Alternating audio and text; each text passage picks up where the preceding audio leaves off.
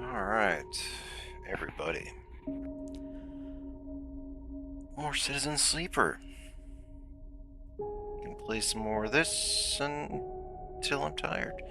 When last we left our hero, a lot of things did not go well. We tried to get a ticket off of the ship through work, and it turned out that was, I guess, a scam. Like, they got us to work on their thing and then never even intended on giving us a chance to get off of the ship. We still, I guess, are still waiting for that ship to leave, but really, we're not getting a ticket for that. We found the bounty hunter that was coming after us. Apparently, his job was canceled, and it's been picked up by a far, far, far more daunting agent. And, yeah, he's on the way, and we really need to get off this ship, get off of this space station. It's bad. So yeah, screen, I know you're there. Come on. There you go. So yeah, it's not looking good for our guy. We're a good bunch of cycles deep, and we are upgrading ourselves to the point where it's like even bad dice can be used well. Like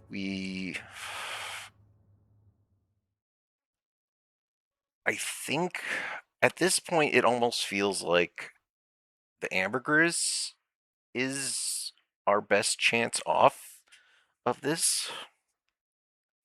But I don't know if we have enough time to complete what's required for that.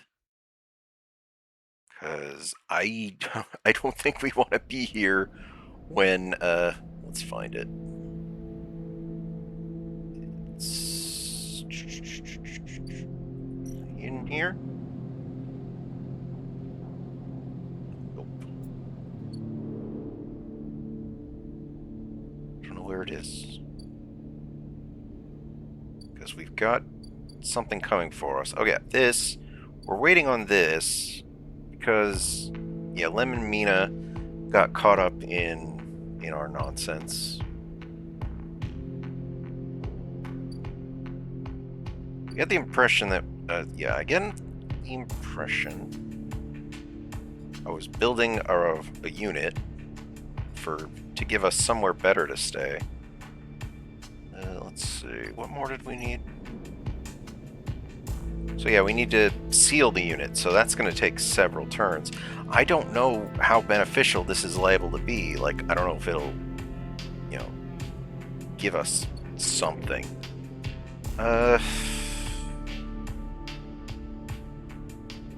We're waiting on Fang in the Greenway.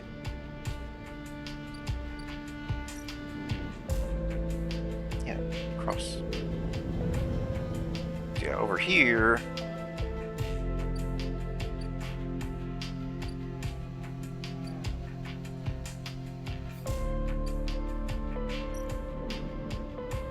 Yeah, we're waiting on Fang here, which it's taking so long.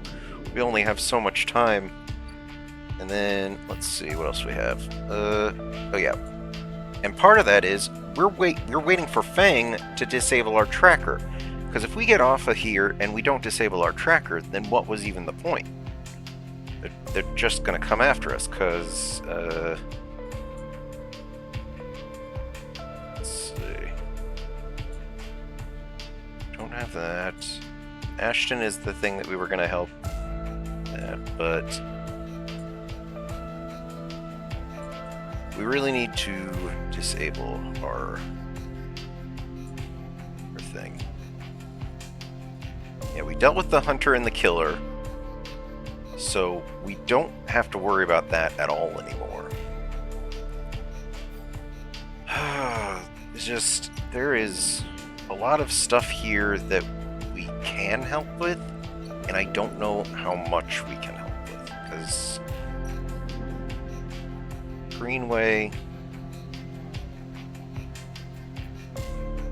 we want to be able to plant a seed here somewhere. Well, let's move on to the next cycle, roll the dice,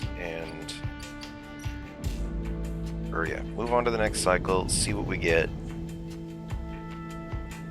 Because, yeah, they gone to find work.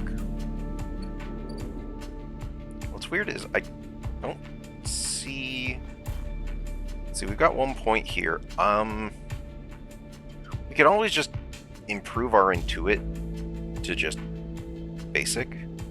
But I also kind of want to see if we can increase one of these. That'll just help.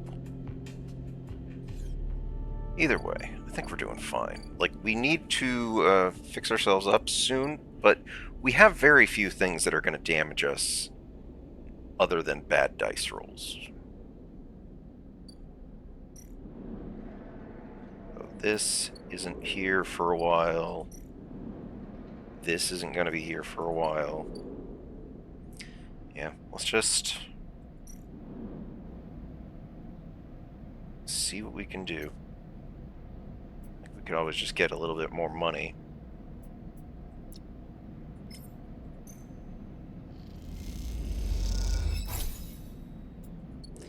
Alright, let's move on to the next cycle. Because, yeah, this back here, apparently... Yeah, Celis is apparently going to start moving moving the Sidereal Horizon to the hub. I thought this was going to be one of our ways off of this, but it's giving the impression that the entire thing was just a scam. But let's go. Oh, wait, can I? We could fix ourselves, but it's not going to fix very much. It's only, if I remember, it only fixes, like, just a little bit. So, let's end this cycle and move along. Yeah, no. Let's not. I'd say that to the bot. Okay, the container. You wake from your dream of Maywick's amber eyes floating in a pool of dark fluid. Yeah, Maywick. That's the one that we're looking out for, that we're worried about. Yeah, you wake from your dreams of Maywick's amber eyes floating in a pool of dark fluid. It was difficult to get to sleep, and you suspect that isn't about to change anytime soon. Not after what happened. But you also feel something else as you get up. Thumb the power stud of the stove and begin to boil water, like every morning. You feel something has lifted, something that has been hanging over you since you arrived on this station. You try not to think too hard about it, to question it. You just let the lightness stay, let it settle as you go through your routines. You hope that if you don't focus on it, don't look at it directly, it won't get scared and leave you. The lightness will stay for this cycle, and then another, and then another. Because after all that's happened, a little lightness would be nice. I mean, yeah. Oh, that's not the worst dice. We can work with that. Alright, of the stuff we need to do, yeah, neither of these are going to turn up anytime soon. We need to eat.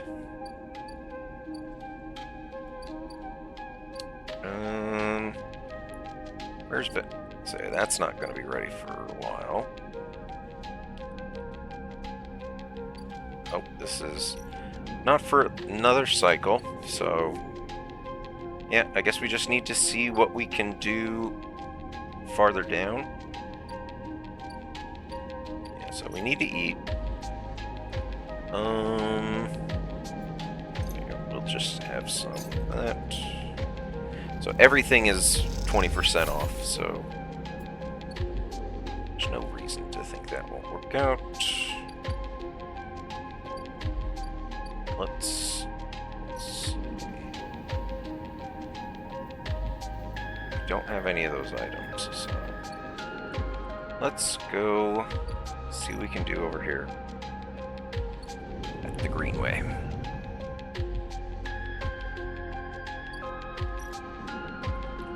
We're still waiting on Fang. Don't like that, but it's all we can do.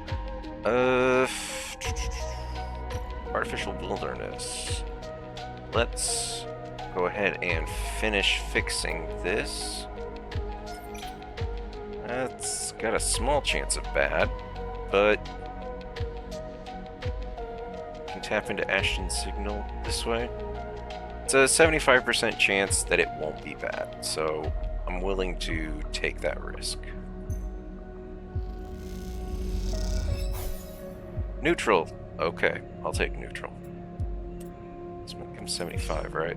Okay, so if I put this over here, then it's at least neutral, right?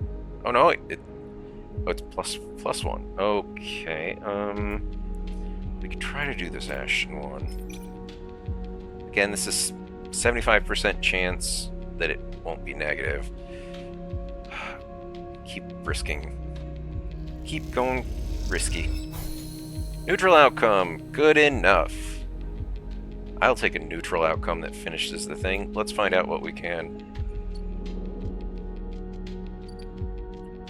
Ankita. Alright, Greenway. The trail ahead extends deep into an overgrown section of the Greenway. At this far end of the ring, there is a long, lazy curve of the Greenway. At this far end of the ring, where the long, lazy curve of the Greenway becomes the shattered landscape of the wastes, things are oddly quiet. Ahead stands a vast farm stack, broken from its axis by rust or force, and lying amongst the overgrown landscape like an ancient temple, it is stained with moss and algae, flows of green running out from its broken tanks like a frozen, brackish tide. This is where Ashton is hiding, you're pretty sure. All your intuition points to the shadows beneath the collapsed superstructure. You roll the comm headset Ankita gave you in your palm. Call. You slip the headset into your ear and it fizzes with static. After a few moments, you hear Ankita, "Sleeper, have you located the target?" Doubt enters your mind. Can you be sure he's there? Hold. Confused silence at the other end. Maybe it's better that you confirm that Ashton is there before you call Ankita. The headset. Put the headset back in your pocket. Not yet. You need confirmation. You survey the route ahead. There's a direct route, a line of broken pillars that take you into a center of the structure. Or you could skirt around the pillars, keeping the cover of the raised spine of the Greenway and work your way around. It'll take longer, but it's better concealed. Let's skirt around. You decide on the long route, the head off towards the central spine. It's slow going there, where the overgrowth meets the metal wall, but it's so concealed you can barely see the glass roof high above. You follow the wall, knowing it will lead you to the edge of the collapsed stack. For the final part of the journey, you have to work your way through dense undergrowth, pushing aside branches and fronds. It's exhausting, and you stop on a small rise to rest. It's been hours since you began. You desperately hope Ashton hasn't moved on. Just ahead, a soft glow is coming from somewhere within the farm stack. A grow light. Still on after all these years, perhaps? You take a little longer to rest, and then push on. You follow the faint glow of the stack. You find a broken tank and step through the opening, trying to avoid the broken glass that sits among the moss and algae. You work your way up the slanted tank carefully, quietly.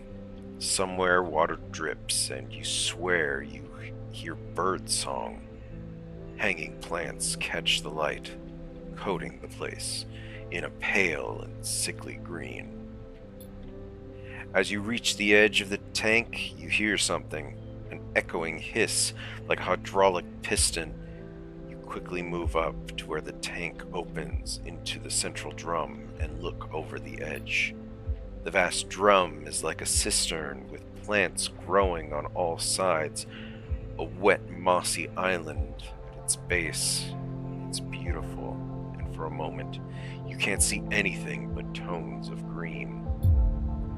Then you see the sleeper.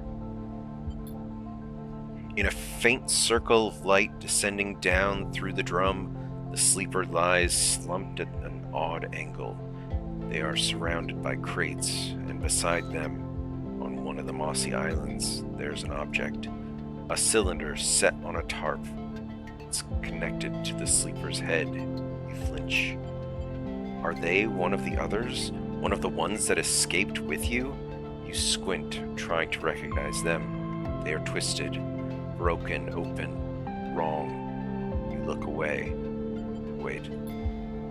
You wait, unsure what to do, your eyes fixed on the broken sleeper at the center of the drum.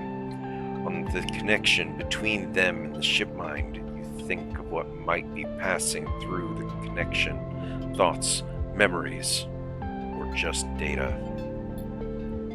You hear a sound, quiet hiss, and soft footsteps. Below you, Akita enters, her sidearm in hand. She must have followed the signal from your headset. Has she been spying on you? Watch her step out onto one of the mossy islands, the water around rippling as she does.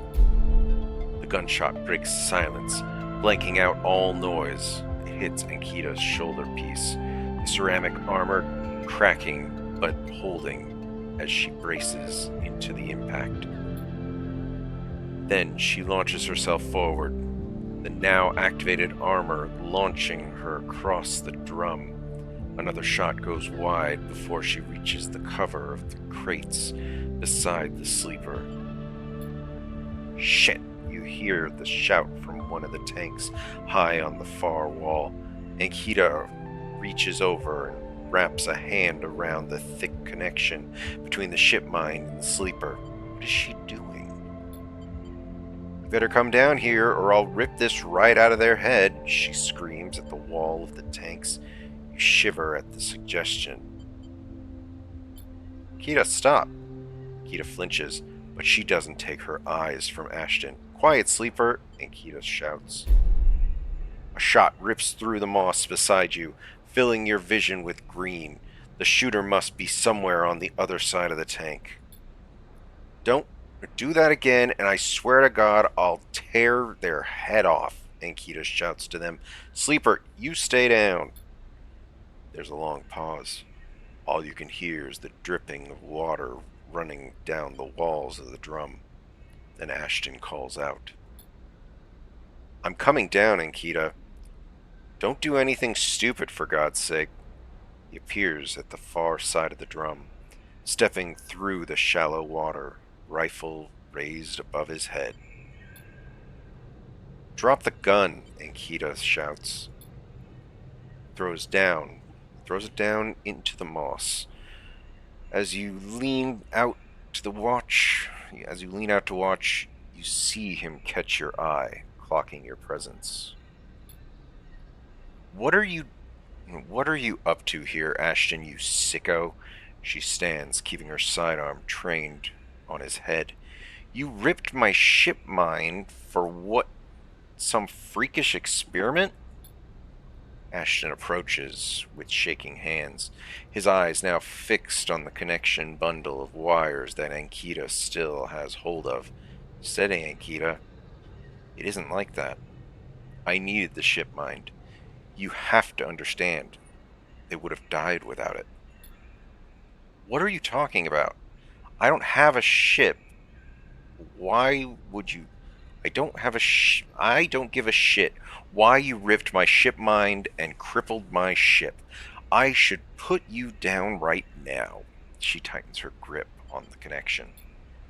Typical of you and Ankita. No curiosity. Ashton smiles shakily. That's why I never asked for it That's why I never asked for it for your help. You only look after yourself. He nods at you. That sleeper up there? They are just bait, right? To draw me out? Ankita sucks a breath in. Are you trying to give me more reasons to shoot you? I love them, Ankita. Ashton looks at the crumpled sleeper. I love them, and they were going to die. I knew you would never understand that. He starts closing the gap between himself and Ankita now, slowly inching forward. Don't do that, Ashton, Ankita snarls. Don't do that. Let the wires go, Ankita. Let us go. If you don't get out of my way, he inches closer. Please. I can't let you take it, Ashton. Ankita hardens her stare. You stole it from me. You left me for dead. She shakes her head. You think I'm going to trust you after all that? I noticed the character, but then I didn't so much notice the sleeper here. I need it, Ankita. I need them to survive. Ashton is in reach of the sleeper now, of Ankita. I am going to take them now, Ankita. He raises a hand. I am going to take the ship mind and go. Ankita loosens her grip on the connection a little.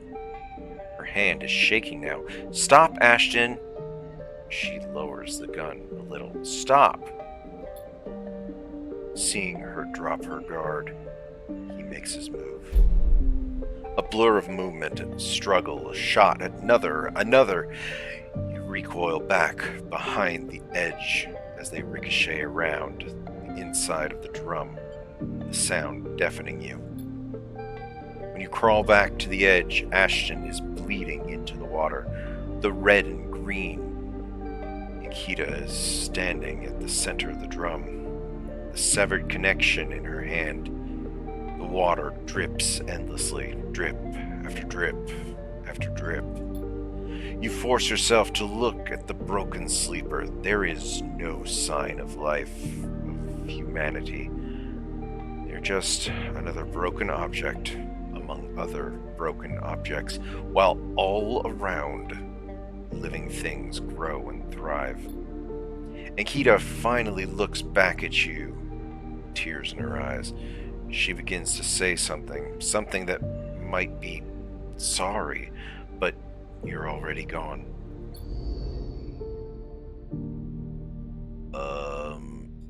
What now? Wait. We found Ashton. Talk to Ankita about what happened. Yeah, Ankita, you want to explain what just happened here? I guess we gotta go to her ship. Is there anything else down here that we can look at? Wait, this is the extra story stuff. I don't know if that,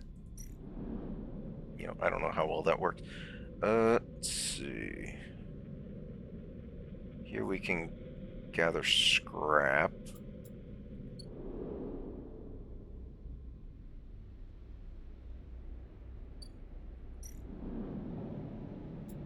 We're still waiting on Fang here. And the Greenway. I mean, I'd like to fix this.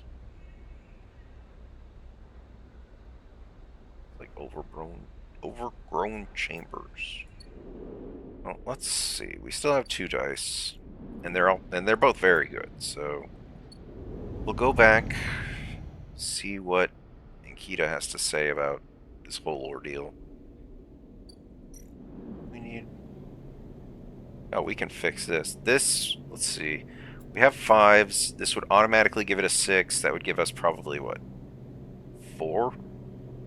Because a good is usually like 2 points. Where is she? Usually it's like here. I don't know why it's not giving us the other options. Oh well. That's weird.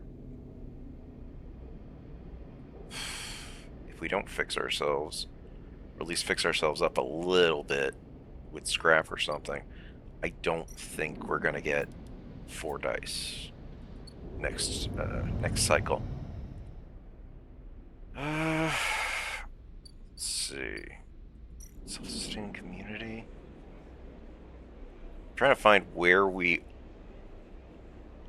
Let's see. I don't know where we need to go to plant this seed.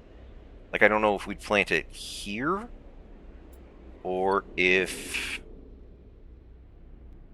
it's what we would plant here. So it's like one of these two, when we complete it, in theory, I would think it would let us plant this seed. Let's go put some progress into our new home area. Because, yeah, I don't see anything here for anyone else. Like, yeah. Because, yeah, 2 5s are basically 100% successful. Like, there is no reason for us to fail. Like, even if I chose a -1 interaction, it's still going to be pretty good. Or I guess that one would probably end up as a 75. I forget. Well, let's do this. Let's try to seal off the unit. There's got to be a good reason to upgrade this other area, right?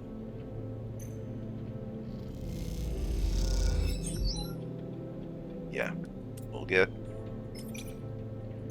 next cycle. We'll complete it and see how that goes. Let's fix ourselves up with some scrap real quick. Where did it go? Yeah, we'll use this little bit of scrap to repair ourselves a little. That should make sure that we don't drop below the 4 dice threshold. Alright. Let's see what we get, because of what's here, like, I don't know where is that, so, and we're still waiting on this. We don't have any of the mushrooms, so I'm not even sure where to find that.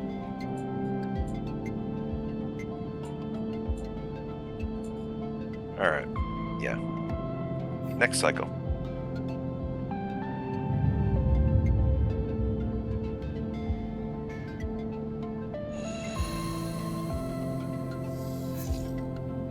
Wow. 2s I'm not crazy about. Like 3 and a 4, if I put those into +1s, they'll be okay-ish. Not loving them. I don't like having to take a whole turn.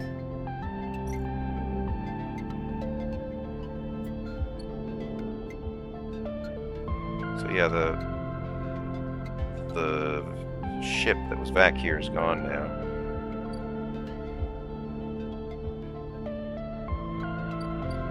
Oh, Lemon and Mina are back.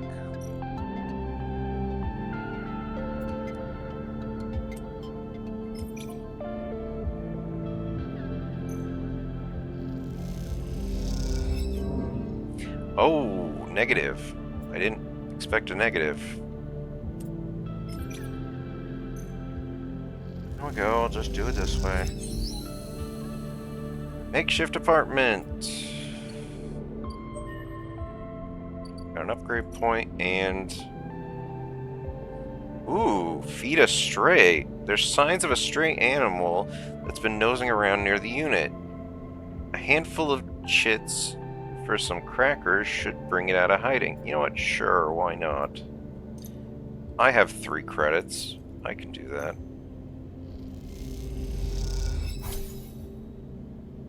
Alright.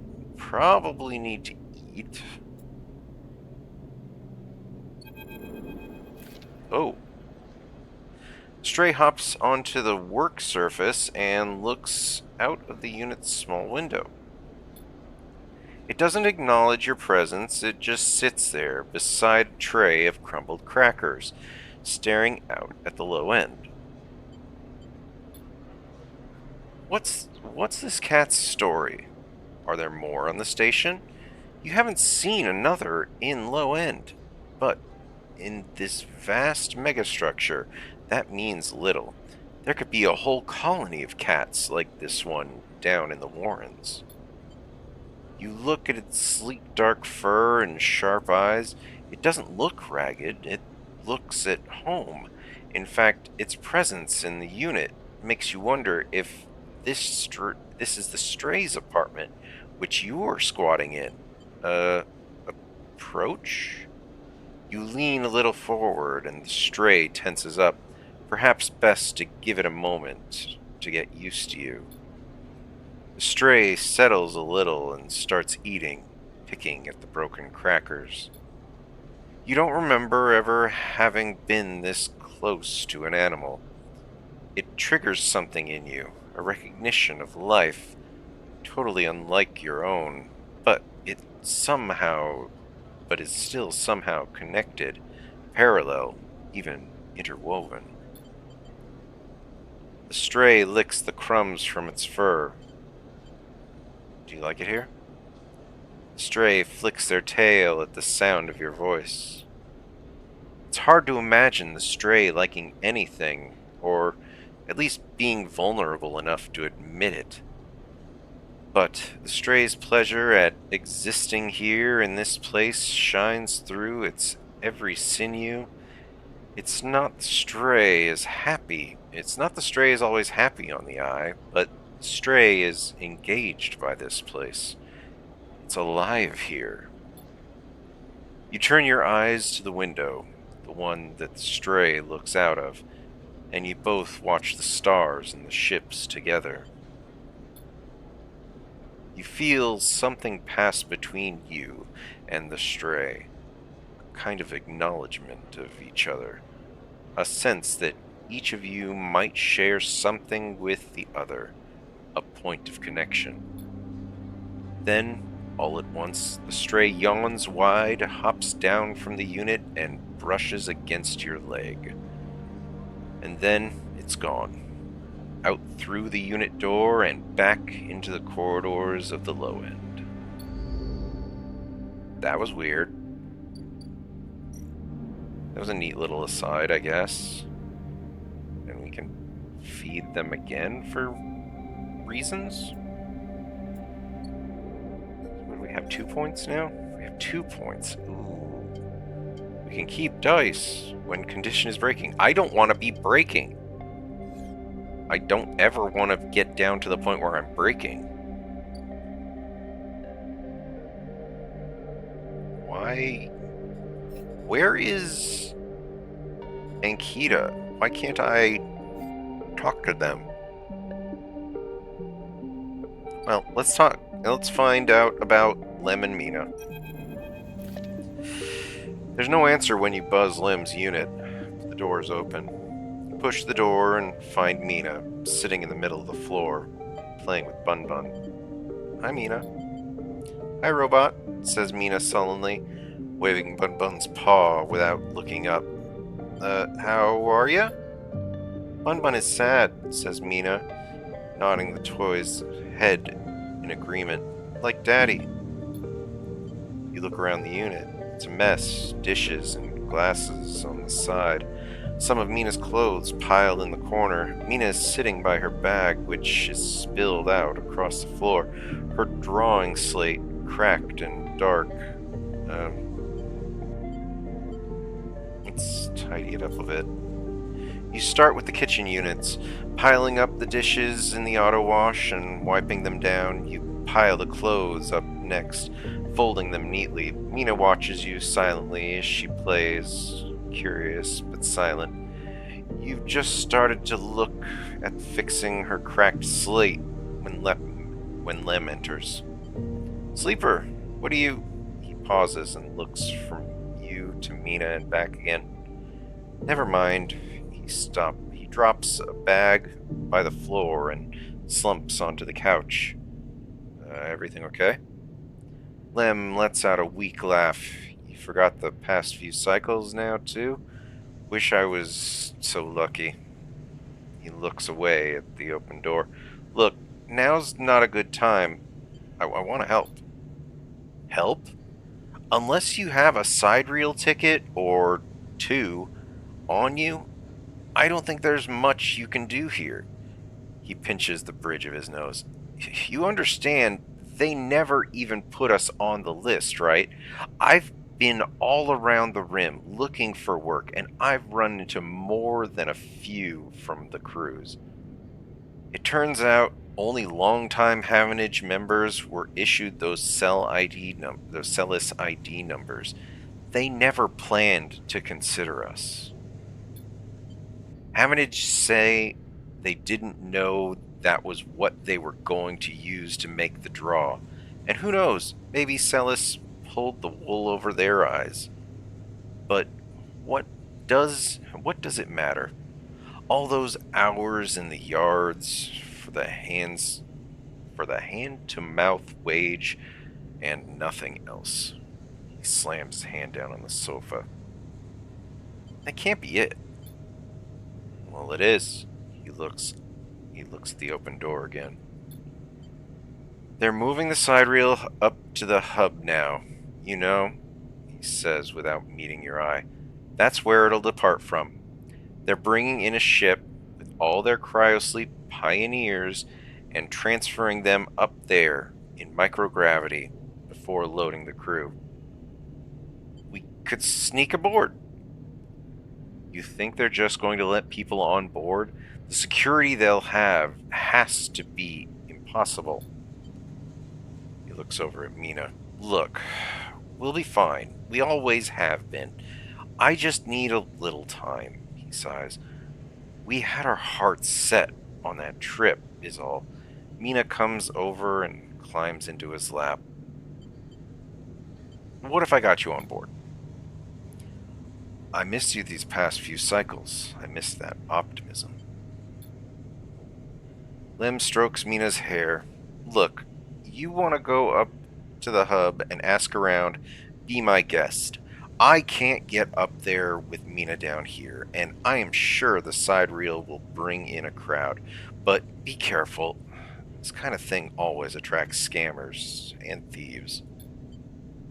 You find a way, on any way on board, you take it. You need help to get there. Ask me. But for now, me and Meanie here are sticking to the eye. She looks up at him and smiles. I'll find a way for all of us. Lem smiles, but doesn't say anything.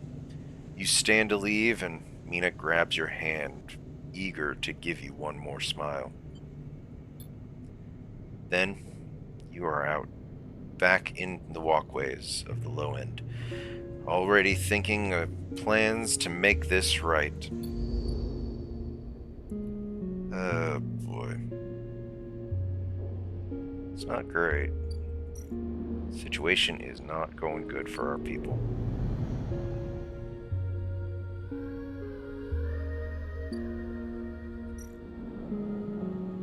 Still waiting on Fang. Oh, there's the Ambergris. Ankita is away. Amber is docked here at a rickety old jetty. She's sealed up. The note says, Sleeper, stay. I'll be ready soon. We gotta wait so many cycles for that. I don't like it. Gather scrap.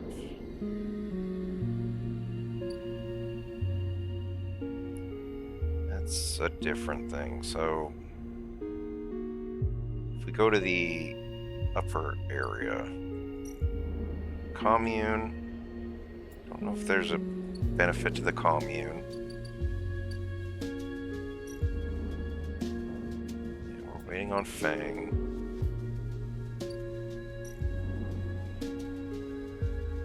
Go green. Well, let's see what we can do. Can we get up from here?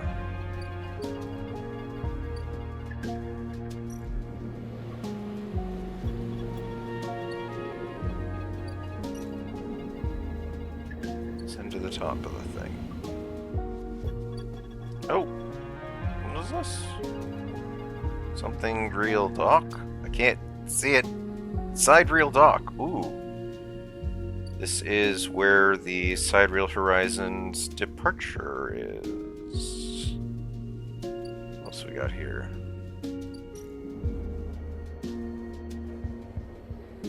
Here there's no gravity, so even just moving around takes a while, let alone navigating the bays. So I don't know if, like, learning that would be superbly beneficial. Alright, scout the dock. Oh, damn it, my Intuit sucks. Yep, we can't even do this. If we can get either a 5 or a 6, I'll do this as a repeatable action.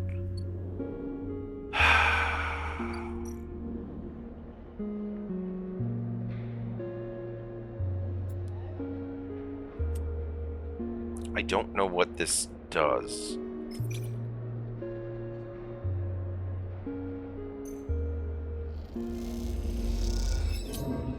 Wow, and we just lost cryo. End up playing a game, barely understanding it, lose a stack of chits, time slip away. Digital manifests will help you get your head around the place.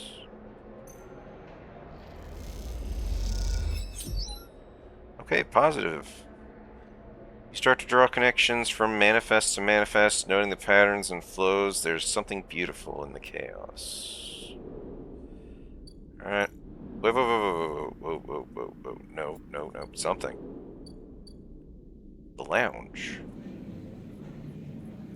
Buy a spacer meal.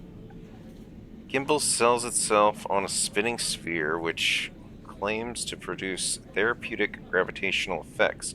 It doesn't. They sell food. I've got the money.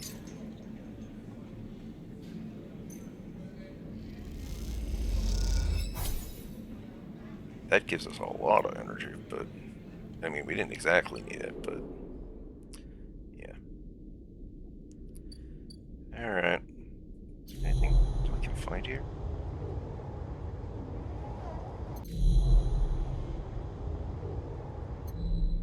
Well, let's go advance to the next cycle. I think we still should have 4 dice this next one.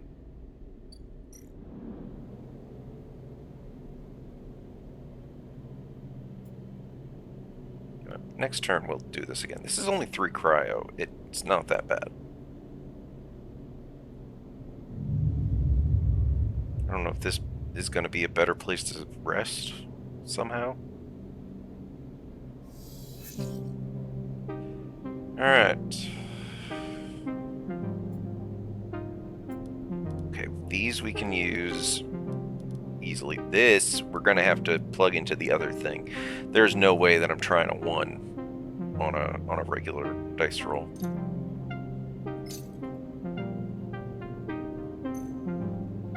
Stray. Stray crunches up the crackers as you watch. Sometimes they'll let you stroke them. Sometimes not. Scrap there. fix us up just a little bit.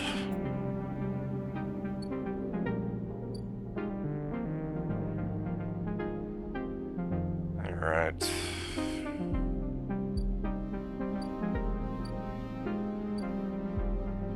Waiting on those to come back.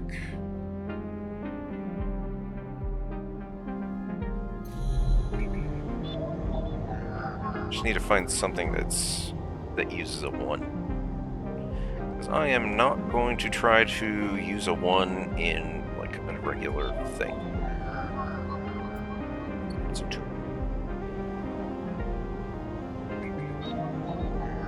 There we go.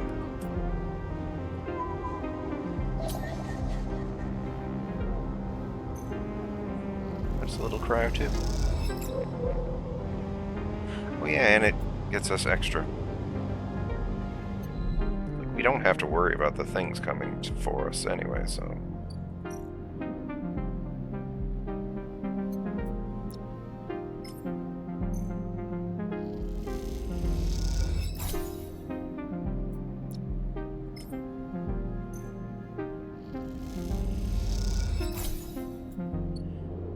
Alright, let's go... I don't know. Scope out the area. The 5 and a 6, especially a 6, should get us more information on the thing, right? I don't know that this is exactly the best thing for us to do, but it really... Sleep or no sleeping. Hey, Mimo. Things aren't going great for the sleeper. It's every time we think we can maybe find a way off of this space station, it's going bad.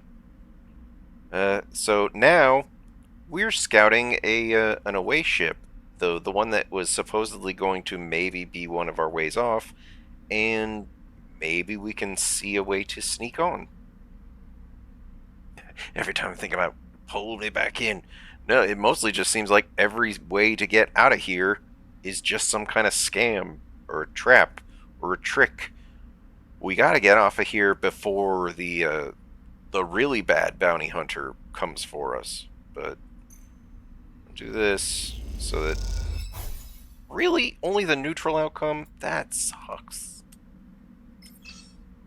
75% chance of something that isn't, only 25% chance of bad. So, huh? Ooh. There we go. Got another neutral. I am, like, the problem is this one requires Intuit, and Intuit is not our stat. Like, I just don't want to waste, well, I don't want to use one of our few upgrade points just to take Intuit to neutral. Like, that doesn't feel good. And, like, yeah. Okay, so we've got a 3. That's not great. You could plug a 3 into here and find out more about this area at a rate of 75%. Sure. Please don't be good. There we go. Good. So that one's halfway. We did find a cat. Drink, I can drink. Stretch, I can stretch. Hear like the cracking in my spine and whatnot.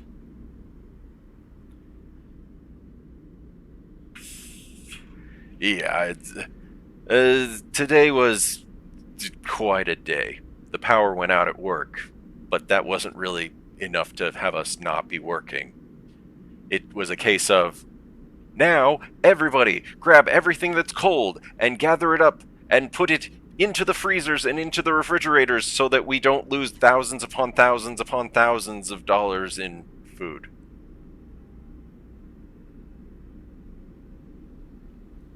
So yeah, that was a different day. Yeah. Today went a little different than expected. But yeah, so the last whole bunch of hours were gathering up food and shoving it into the refrigerators at a rate of trying not to leave the door open long enough for the cold to get out. Okay. I think we should still have 4 dice on the next cycle. We don't need to fix ourselves up just yet. Yeah, you're letting the cold out. In this case, yes. Because it's just abysmally hot out. Like 100 degrees today for around where I am. It's supposed to be better here on Tuesday, but not great. Okay, we're waiting on Fang. Fang is the one that we're waiting on because they can supposedly disable our tracker. Like, also, Fang has this other side quest that we were working on. It's like, if Fang can disable our tracker, that's very good for us. Because I don't know if we can find another way off of this space station. If we don't disable our tracker, I don't know if, like, it'll matter at all. Like, I'm like, I don't know, yeah, if that'll matter at all if we don't disable our tracker. Also, yeah, we gotta get off of this place before the bounty hunter comes for us.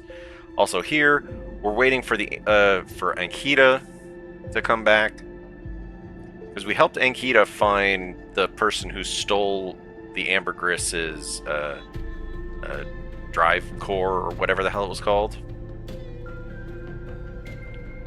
Yes, yeah. It's like if they know where we are, then what's even the point?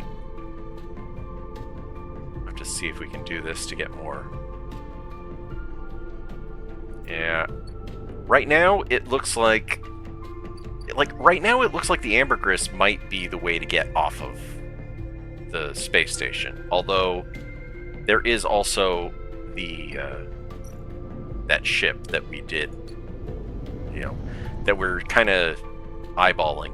Mostly because we told Lem, the other worker, that we would see if we could find a way to sneak him onto it.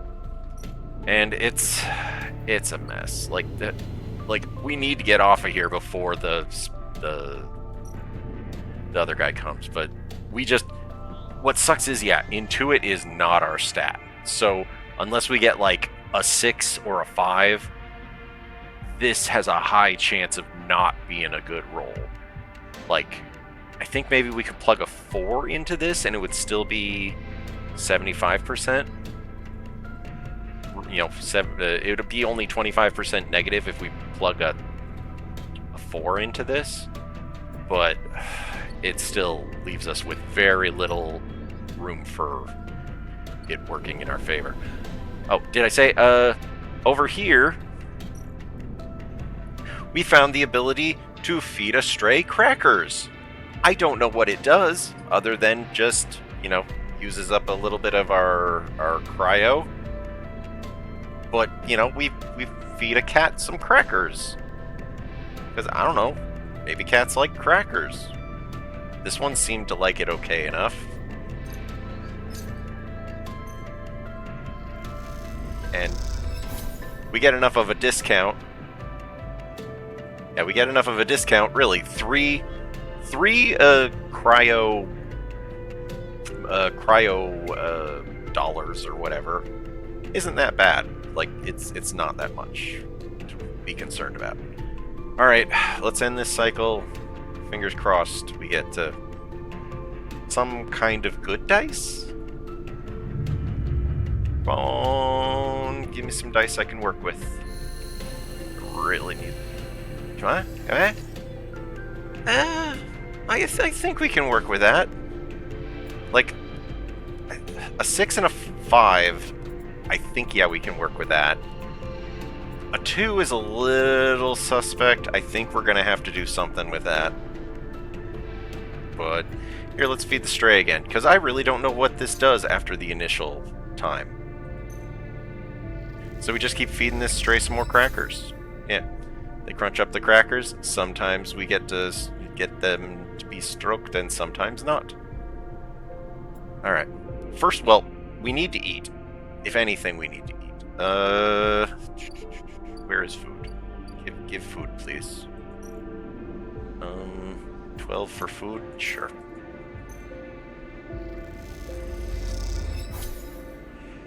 Okay. Didn't fully heal us up. Also, I think we need to do something to get us some scrap so that we can stay up to 4 dice. Like, I don't want to spend the full, what is it, 80? Or is it down to 64? We have to spend 64 to fix ourselves all the way up. Since we don't really have anything else that's, seems like it's going to really injure us. Let's see. Let's go back to the other side of the ship. Ooh! Fang is here. Ooh, and Ankita is here. So that's good. Let's see. Can I? How much does a 2 give us? A 2 turns into a 3, and again only has a 25% chance of bad.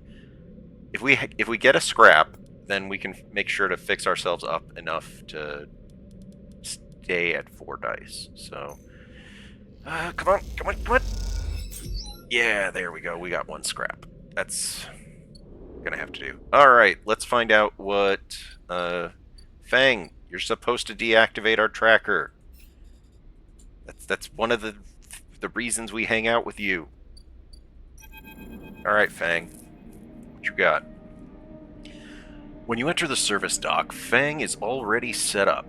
Crouched among the stacks of equipment, he's leaning over a terminal, bathed in a blue glow. Looks totally at home. Sleeper, what do you think? Turns out not everyone in Havenage is set against me.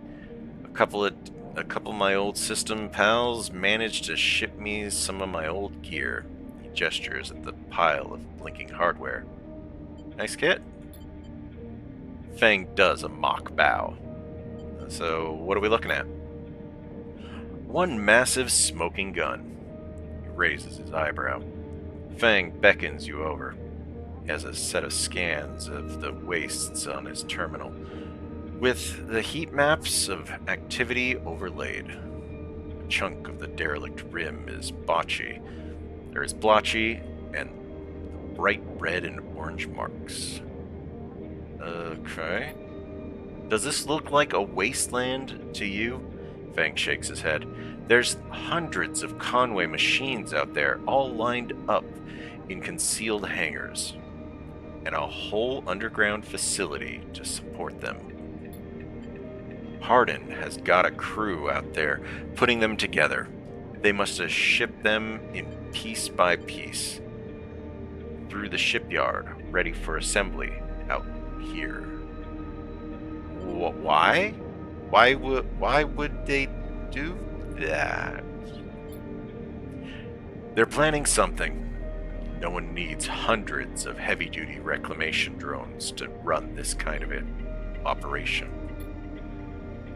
Maybe Hardin masked this whole thing as an effort to clean up the wastes, but there's no way this is about pulling scrap off the eye. Fang looks worried. And why is Conway in the mix? I bet no one in Havenage knows another corporation is setting up on the station. They aren't stupid either. These scans are the best info I can get. The wastes are cut off from the eye's cloud of networks, and the Greenway is a total dark zone. No data can come in or out. We can't hack them? We can't from here. He turns and winks. That's why I'm gonna pay them a visit.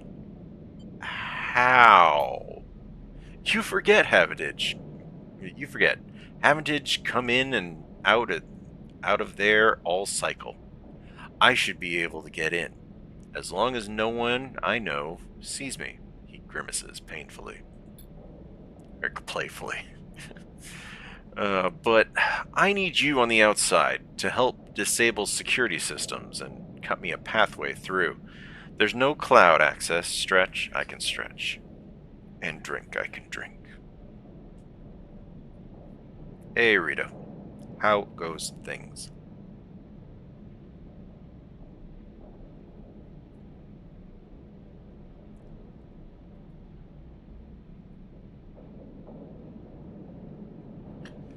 But if I can get inside, I can open up nodes to their network, and we can work in tandem. It's a massive facility, buried deep down there. Miles of corridor and ventways wrapped around cargo bays and hangars, so it'll take more than a few cycles to work through it. But as long as you can keep them off my back, I know I can rip whatever we need out of there. He pulls a handful of ripper worms from his pockets and hands them to you. These are the last of my little helpers I managed to salvage, so make 'em count.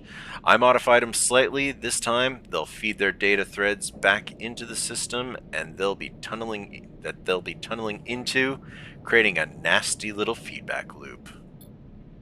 We run in just like we did with the agents. Well, haven't soaked in a hotel jacuzzi. Well, that's nice. That sounds real good. You enjoy that. Let's see. Hack the nodes, and I ping the location of the ports for the security systems, then slot the worms in those ports and let them go to town. He points the fuzzy silhouette of the buried facility on the terminal. Here's the entryway, and this is where you can get access and slot the first worm. That'll fry their perimeter systems and get me past the first cordon. What I need from you is to keep your eyes on the facility after you kick things off. You see me pop up a security system, a server bank, you need to break in, slot a ripper, and disable it as soon as you can. And what if I can't? Feng gives you a hard look. On a work trip and just like Tesla stuff. I mean, work is work. As long as you get a chance to jacuzzi, then it's all right. But yeah, no, didn't you say the Tesla is just a mess of technology? Just so much technology crammed in those nonsense vehicles.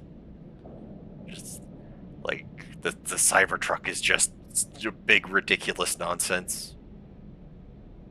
But it keeps you working. I need you. Let's see. You miss a system, you wait too long, they are going to find me. Simple as that. He claps you on the shoulder. I need you focused on this one, so I'm going to let you fire the starting gun. I won't go until you slot that first worm. I'll leave a tracker running on the terminal here, so come back if you want to see my progress. He affectionately pats the top of the screen. Okay, got it. Don't worry. You can run rings around their protocols. I've seen it. Fang gets up. It's all in place. You just need to make your own preparations, then slot that worm. He stretches. Just don't wait too long. I'm getting bored of all this sneaking around. Looking at a lot related collision. 6 pages of notified. Wow, I mean that's a lot, but it's something. No matter what, he crouched. Let's see. Once I'm inside, I'll get the proof we need to end this whole thing, no matter what. He crouches to check the terminal. We can't take longer than 6 cycles on this thing. Remember that. He stands up. Oh, and one last thing. Lowers his voice.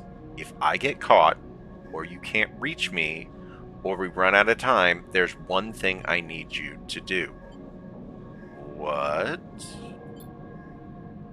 You take whatever I managed to pull at that point, all that data, and you slot that stuff straight into the relay I've set up here.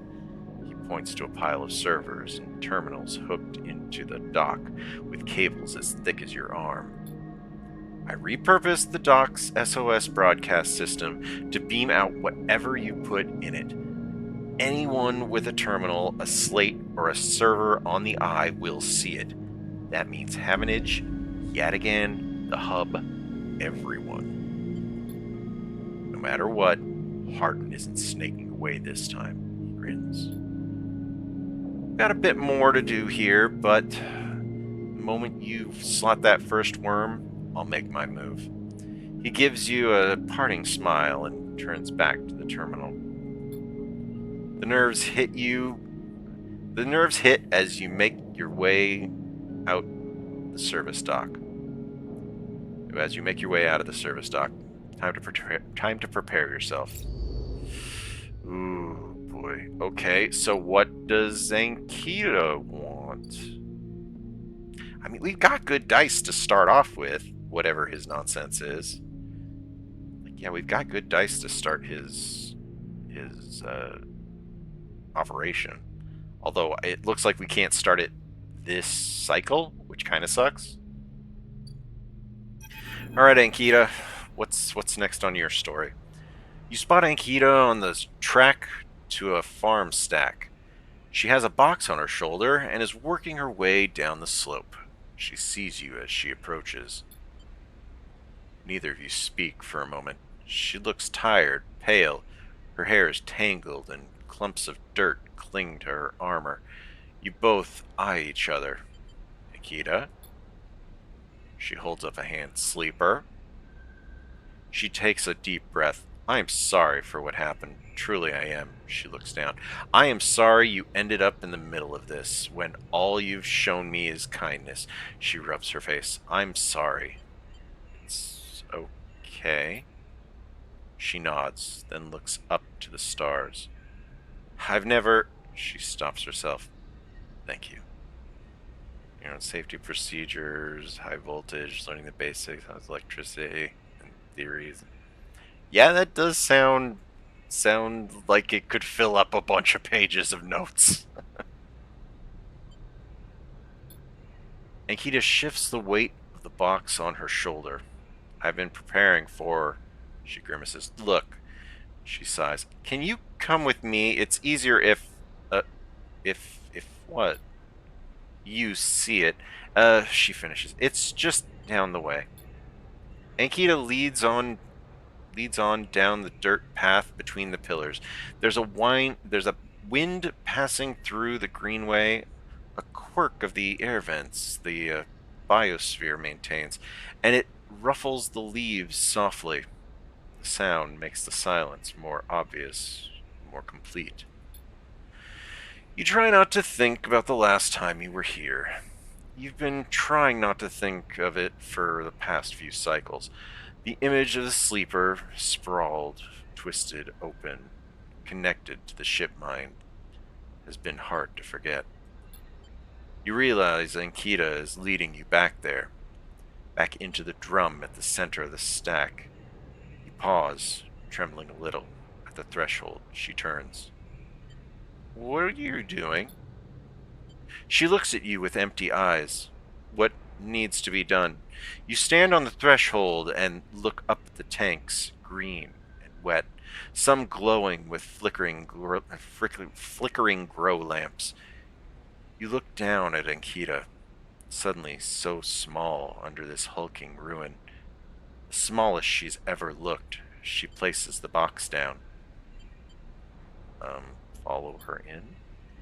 You follow Ankita into the stack, through a low tank.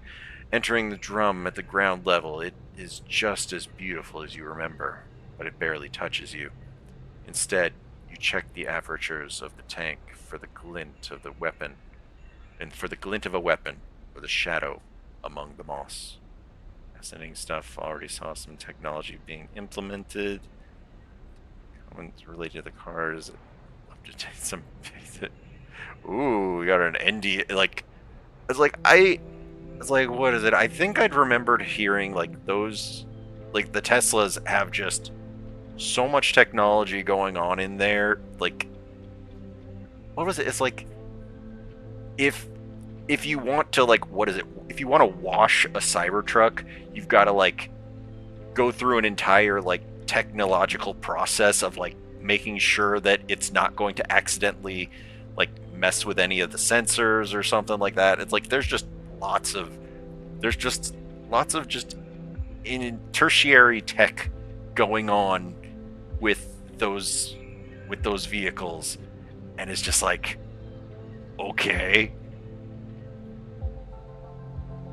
Oh yeah, like the Cybertruck's just a mess of nonsense. Yeah, so it's like I don't see one every day, but every once in a while I see one, and then I'm like, oh yeah, that thing's freaky weird looking. All right, next. Ankita stops, and you look down. The mossy island at the center of the tank is clear now. The equipment cleared away. In its place is a mound of dirt, loosely covered with moss. Ashton's rifle stands straight, half buried in the dirt at the grave's head. I buried them together, Ankita says, without turning. You both stand there in silence for a little while. You think of questions you could ask about Ashton, about the sleeper. How long did you know him? She takes a moment to respond, and for a moment, you think she won't, but then the words come gushing out. He signed on a while ago. He used to run recon for a corporate outfit, but he got sick of the pay. He joined the crew as a sniper, and the first few jobs were a breeze. He was so cold and disconnected, he always hit his marks. Last few jobs, though, he was different. I noticed that. We'd had a period of extended shore leave on the Eye, and when he came back, he was changed. I assumed he just had too much time off. He was right. I never would have given him the ship mind. I wouldn't have believed him. I've had crew members double-cross me, undercut me, rat me out. That's the business. He wasn't a good person. None of us in this job are. This is how we die. Alone. She stops, not sure of what to add. It seems like she's reaching for something, but she can't quite get there. You feel that gap between you, and as you do, it widens. The water drips. The moss trembles. You both stand in silence for a while longer. You both feel it. Life creeping back in, the silence ending. Ankita shifts her weight and then starts to walk out. You follow her, suddenly eager to be back out in the open space of the greenway, to be away from this place forever. You stand outside and breathe the fresh air. You stare at the green leaves and the stars wheeling above them. That's it, says Ankita, from somewhere behind you. You try to think of something to say, but can't. Ankita puts a hand on your shoulder. You turn back to her. At least take this. She forces a handful of cryo chits into your hand. It's what I owe. She looks at you desperately. You look down at the metal bars. Ugly little things, you think. I don't remember how much she was going to give us. Drop them. You open your hand and let the chits fall on the floor. They clunk into the dirt, and she does not pick them up. You turn without saying a word and continue up the track. She does not follow. As you walk up the rise,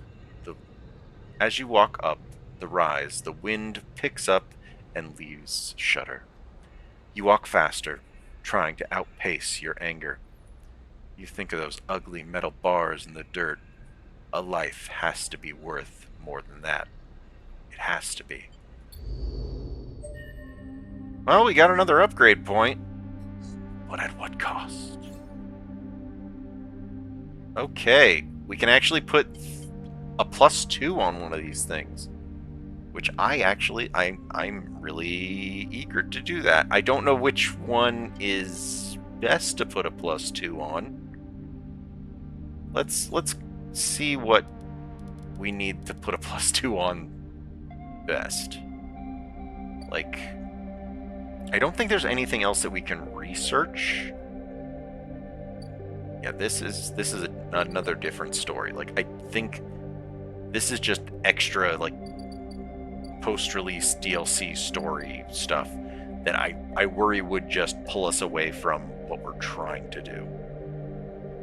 Which is mostly get the hell off this damn space station.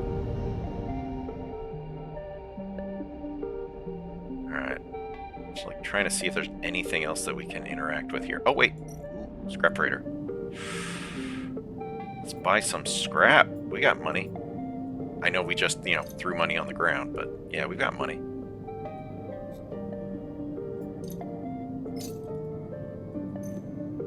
And if we have scrap... Oh. Ship mine fragment. If we have scrap, we can at least fix ourselves up a little bit. That's our old empty container. Okay. That looks weird. Let's see. Fragment supply. Okay, so we can sell this here if we really need the money.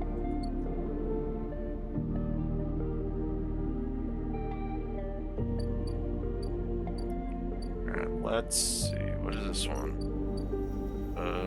Oh, we can fabricate into a ship mind. I think it's mostly just a little bit more expensive. Let's fix ourselves up before I forget.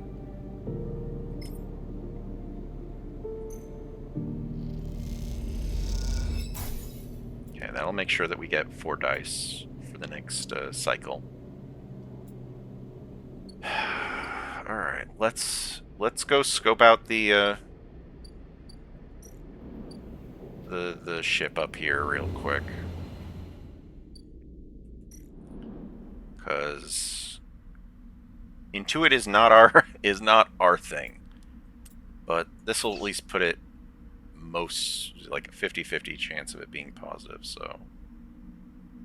And there is literal no chance that it'll be negative, so we've got that going for us. Alright, what do we got? Ooh, there we go. Okay, this is, again, only 25% negative. If we get the positive, then we'll finish finding a secret way on board. And if we don't, then it'll just give us... Neutral is usually like 1 point, I think.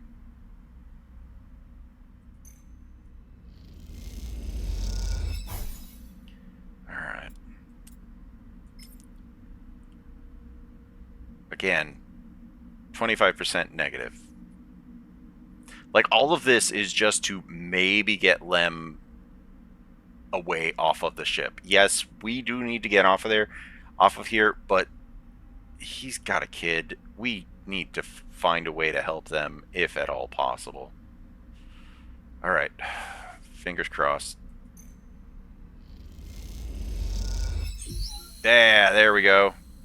Find a way aboard the ship. Oh, who are you? Quite the achievement, isn't she? Sandra Celis must be proud. You quickly turn to see a figure hooded and tucked into the shadows near the viewing platform. Do I know you? Sadly, no, but I know you, or at least I've seen you passing through the low end. You shouldn't rush through so much. The low end's pleasures tend to reward the wanderer. He looks around, but the platform is clear. We should be quick about our conversation, but I don't wish to unsettle you. I deal in data, and I believe you might have need of some. Castor walks out to stand beside you on the platform. The telltale clunk of magnetic boots accompanies his slow crossing. He notices you looking at them.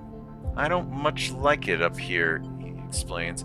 I hear there's some trouble at Havenage Shipyard when they announced the results of the crew lottery. Yeah, they screwed us. I know, he sighs, meeting your eye. An ugly business. Celise are too used to the way things work in the Corps. Exploitation is the only logic they know. Gestures out at the side reel. You know why they built this monstrosity on the eye? Control? Certainly. There is no corporate oversight out here, but that's not all. He stares at the pristine yellow hull. Celis built it here, Castor says gravely, because he didn't want anyone to know it exists. He rubs his forehead, and secrecy is something I cannot abide. He turns to face you. There are people being loaded onto that ship as we speak. Sleeping people, locked in cryosleep, like the person that you were emulated from. There are hundreds of them, and Celis wants to send them out to a planet at the edge of these settled systems without anyone knowing where it is. But you, Sleeper, can do something about that. You are like me. You deal with data. You can read it right out of the air. With someone like you on that ship, secrecy isn't a problem. You can ping back whatever I need whenever I need it, as long as you are on board. With you on the side reel and with some minor modifications, he pauses, you can be my eyes and ears. I will keep track of the Celis's grand project through you. In short, says Castor, stretching, I can get you on board, Sleeper, but I'm going to need you to help me. And who are you? I am a concerned party, someone who likes to know what is happening when it is happening, not afterwards. I mean, it's not just me. Yes, your friend Lem, that can be arranged. It is difficult, but not impossible. The condition is, of course, that you go too. Castor clunks closer to the window, watching the tugs wheeling around the side reel. It's a simple offer, and the only one that will get you on that ship. Please consider it. He turns back, silhouetted against the ship. But to make it happen, I need your assistance. As I said, there is a Celis Foundation ship docked in the now empty shipyard. I need the data from its servers. This will allow me to produce the IDs necessary for your transit. Castor looks over his glasses at you. Celis aren't stupid, though. Their ship is totally isolated from the station. You'll need to get on board if you want access to their air-walled servers. Once you have that data, meet me at your friend's unit so we can give him the good news. He smiles. I notice his importance to you, and the little one. So cute. You don't extract the data before the sidereal horizon leaves the hub, then I will get the message. We have other options, but you are certainly my preferred one. But be sure when you act, Sleeper, once you take the data from Celis, you'll set off a series of events that will likely be hard for you to untangle yourself from. Either way, I recommend you stop asking around up here. You are bringing a lot of attention to yourself. Castor glances around as if to emphasize his point. There are only a handful of cycles until departure, Sleeper. Make your decision. With that, Castor marches back off the platform, the sound of his mag boots fading away, leaving you to contemplate the sidereal horizon and the part it may play in your future. Okay, it looks like we have got multiple different options. Because, like, this still kind of seems like it could be a way off of here. Still not disable my tracker. So yeah, escape. We set up a deal with Celis, and it sounds like we can maybe escape.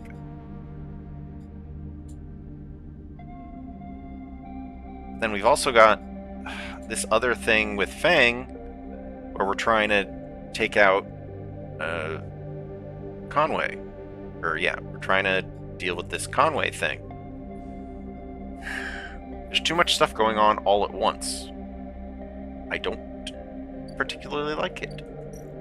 I don't like everything all at once. All the things. We do still have three, actually. 3 points to upgrade. Haven't used them yet. Let's head back down. Let's see. Don't think we need to fix ourselves right now. Is there anything else? Here it is. Yeah. Celis lockdown, Celis infiltration. Ooh. Wait. Ooh. Oh. Oh. So that's how this works. Okay, so when we get negatives, it will increase the negative side, and when we get positives, it'll do the positive side. That's tricky. Oh, also, this is the critical action.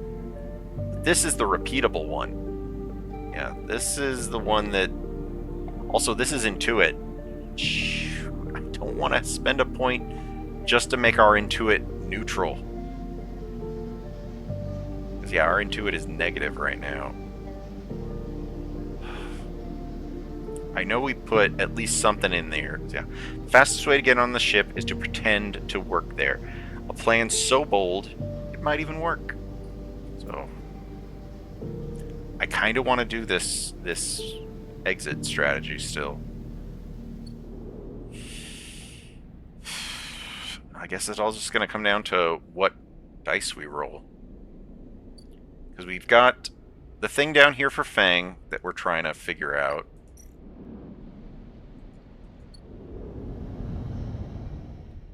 Yeah, we've got Fang's nonsense down here. Then we've got whatever the ambergris is going on about.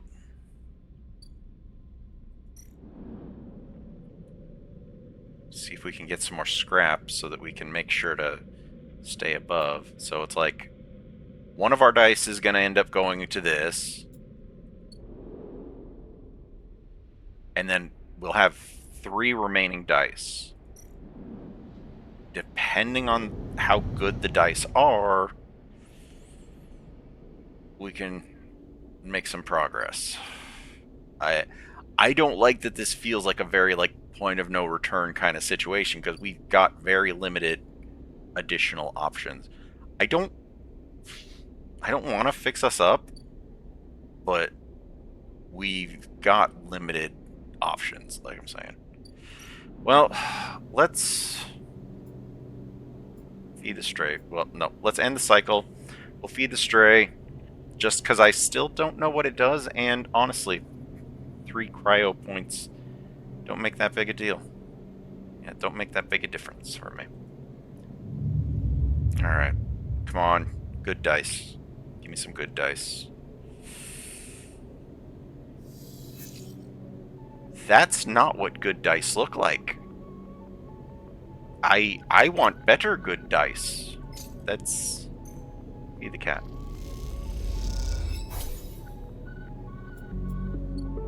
Yeah, I am not happy with these dice. Well,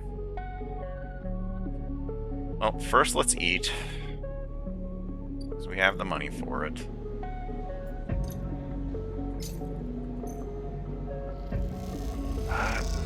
These 2s, I'm not...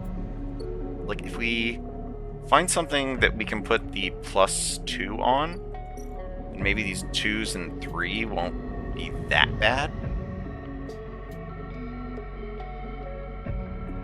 Oh, wait. He is in this mode, maybe? No? Okay. There it is. Conway access. Yeah, as soon as we slot in the Ripper Worm here for Fang, whatever that nonsense that we're doing for Fang kickstarts. Yeah, I don't love that.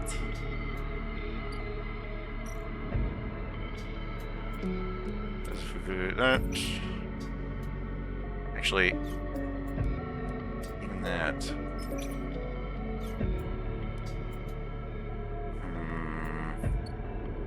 Yeah, 2 2s is not great.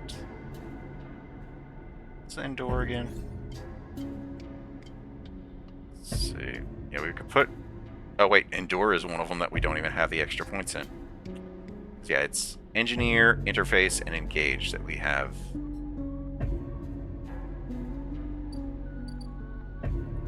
Alright. Let's go see what we can find out. I want to try to sneak onto the ship, you know? Actually, we're gonna need to work sometime soon. That is not how I meant to do that. But we can sell those if we need to.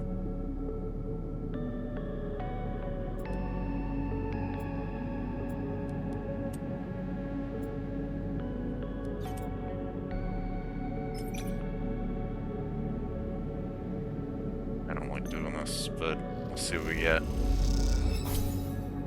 Neutral outcome, we get some money.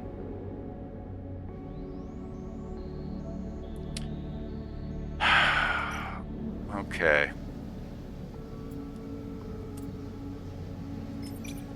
Engage, it's 100%. But if we put a 5 into here, yeah, it puts it back 75. So what is this one? Is engage one of them that we have? Let's see. What is engage? So yeah, we can put engage here, and we'll get 2+2 on engage. It's only going to be one of it here, but it'll make sure. You know what? No. Let's just do. I hate to spend one of our skill points just to get into it back to neutral, but I don't know. If we put a +1 on the engage, this will definitely at least be neutral, if not positive. So yeah, this will go all the way up to a 5.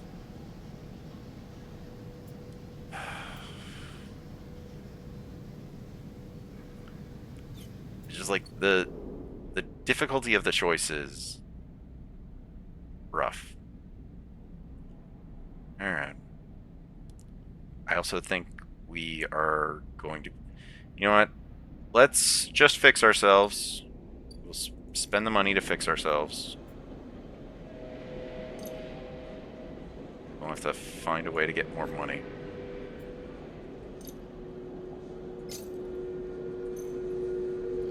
I don't want to do this, but we'll fix ourselves at the end of this cycle before the next cycle starts. We are running down on money, but everything that we do is cheaper.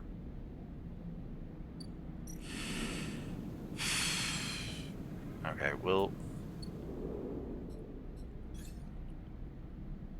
increase engage.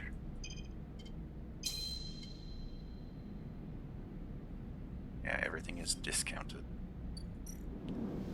Okay. Is it positive or... But no negative. There is no way that this can be negative. So, start. Ooh, there we go.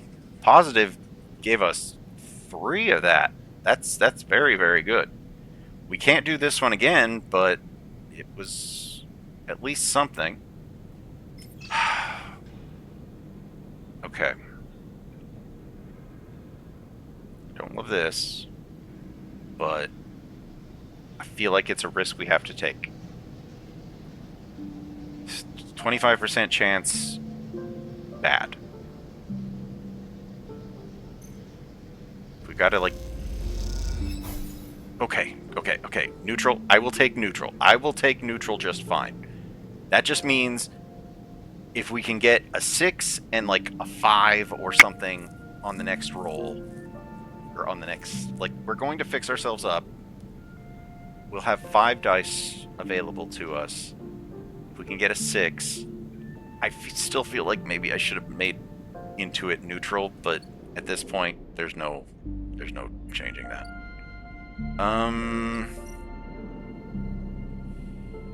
Let's see. Endure is plus. If we... yeah, I need more food. Or I need more, money. Yeah. Try this. Shit! Well, I guess it's a good thing we're fixing ourselves. Let's go fix ourselves and move on to the next one. Sell these for a little bit. Money. Where was it? Here?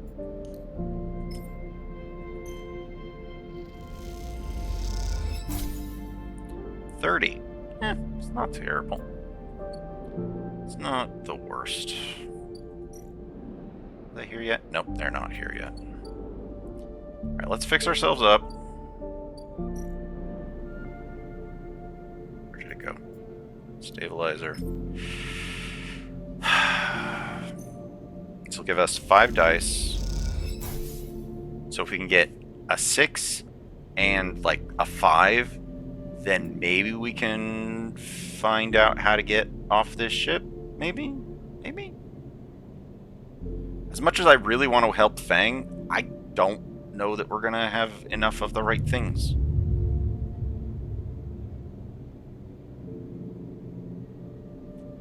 I'm mostly just stuck that I want... Ooh! 2 6s! Oh yeah, we can... I don't love the 2 1s, but you know what? 2 6s is the way to go, because there is... Even with the -1 to Intuit, we will not be able to fail this. So we should be able to infiltrate.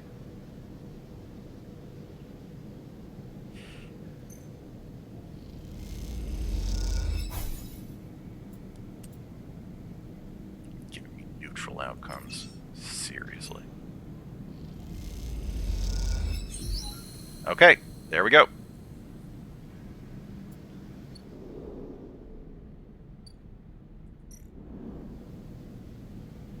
Alright, extract cell data. You're in. Maybe if you do this right, you might be able to pull something more than just IDs. This is 100% positive. Don't have anything else to use on this, but there we go. 53 cryo and a cellus ID.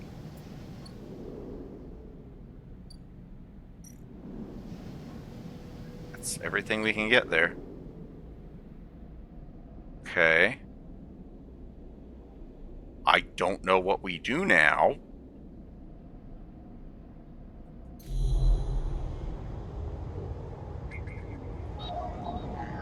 I feel like we need to use this on this zone. Giving me terrible aerials. Like, it's the only place that we're going to reasonably be able to use a 1.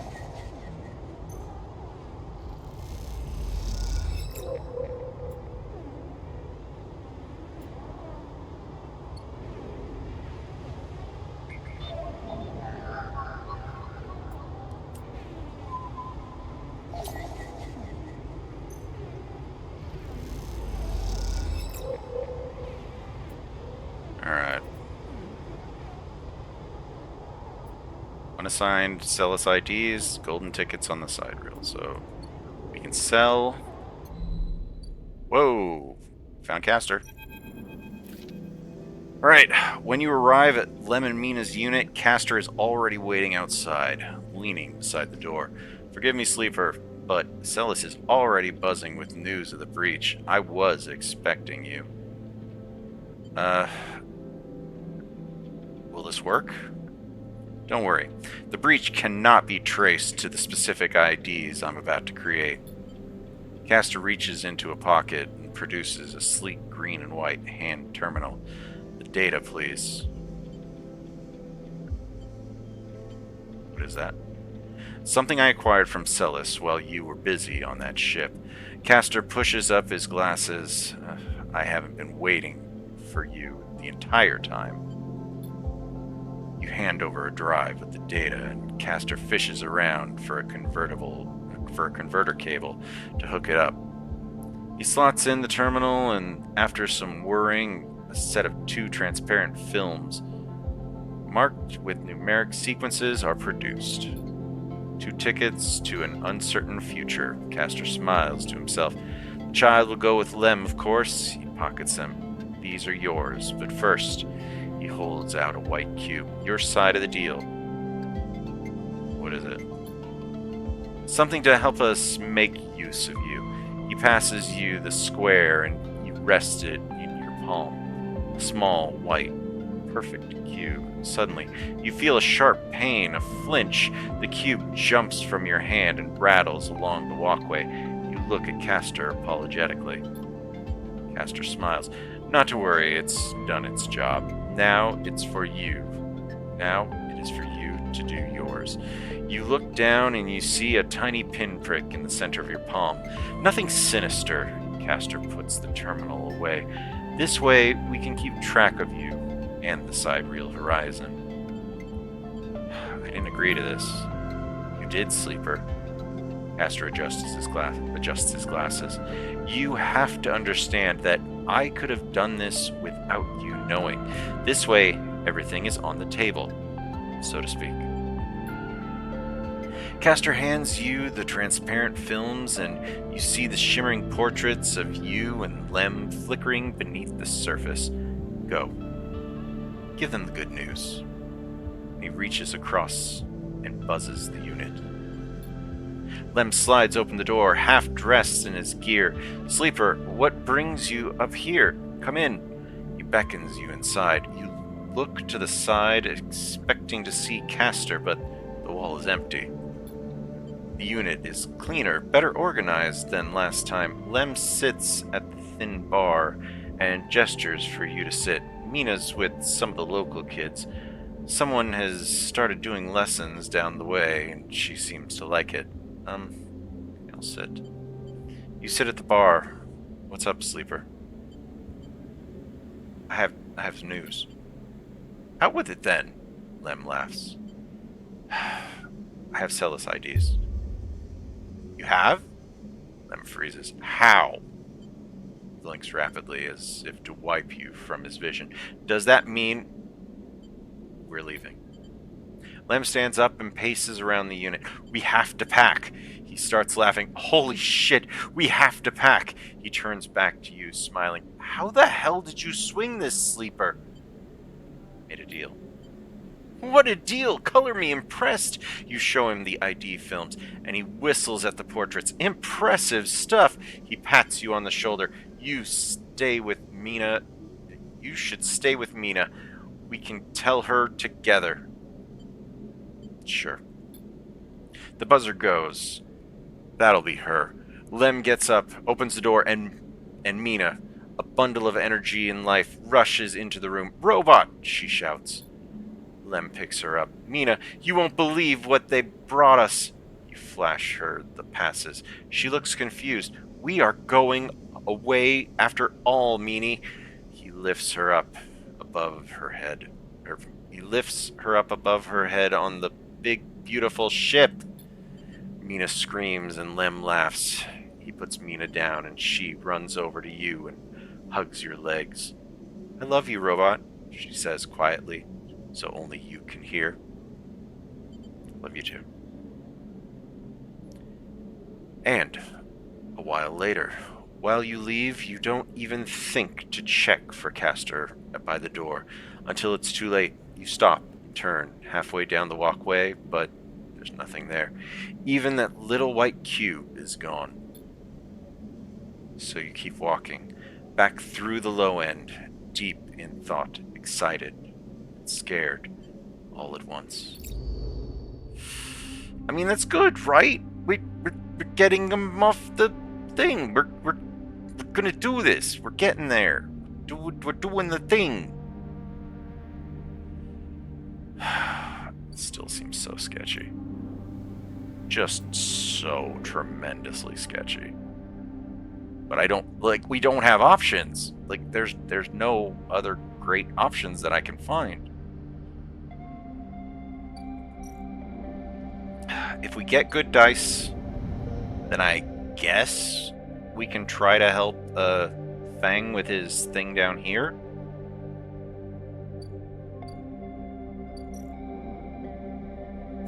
Yeah. If we get good dice, we can try to see if we can help Fang with his thing. But I don't know if we'll get... It all just depends what kind of dice we get. Wait for preparations to be completed. I don't know how many turns this is going to take, or cycles. Let's go. Let's rest.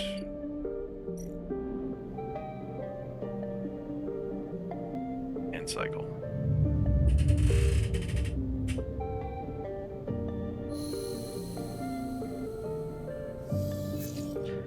Well, we've got a 6 and 2 4s that'll work well for us. I don't really feel like we're gonna make much out of the 1 and the 2, but let's see if there's any new things popping up.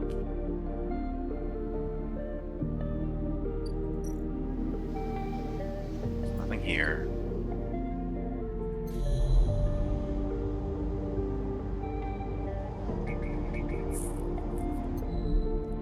Well, we need to eat. This isn't back for another cycle.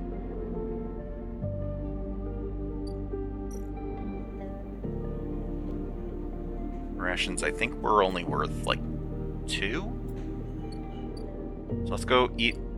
The mushroom thing I think is worth 3.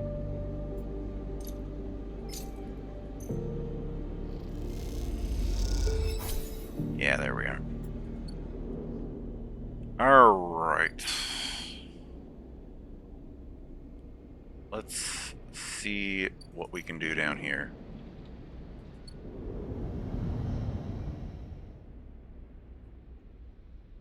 Got nothing for her. Like, it's kind of weird that she hasn't done anything. Alright. We can't do a lot this turn, but we can see what we can do. Slide in this river worm and see what we get.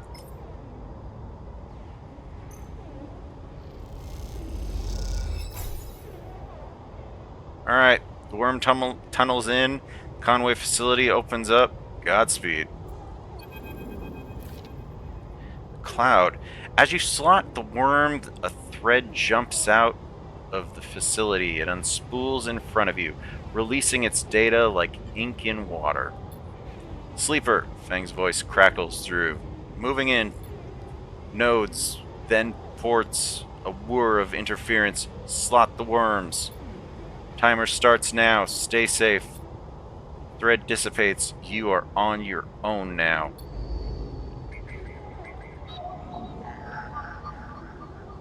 Three. I don't have a 3, but we do have a 2. Yeah, we do have a 2, which I think, yeah, we're allowed to use. So.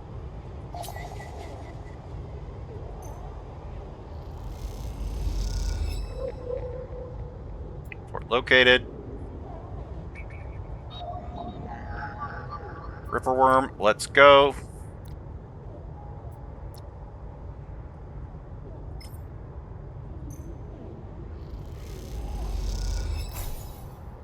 Alright, feedback loop, overloading the security system.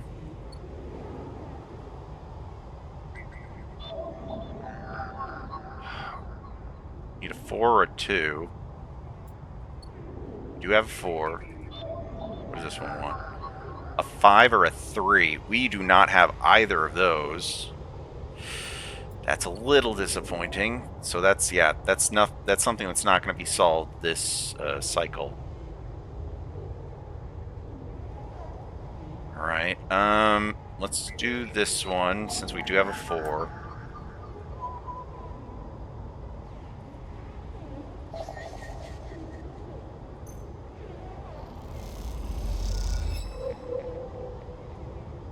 Okay. We don't have a 5. Yeah. Yeah, we don't have a 5 or a 3, which is a little disappointing. So yeah, next turn we're gonna need, or next cycle we're gonna need a 3. If we don't get a 3 this next cycle, that's gonna be a bit of a hurt. Okay, Fang's progress and the Conway extraction. So we got progress, but okay, what else can we do here with what we can do here?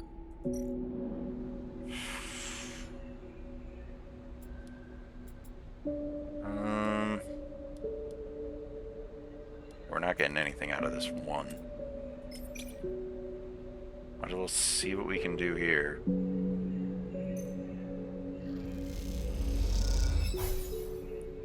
Yes, let's go green.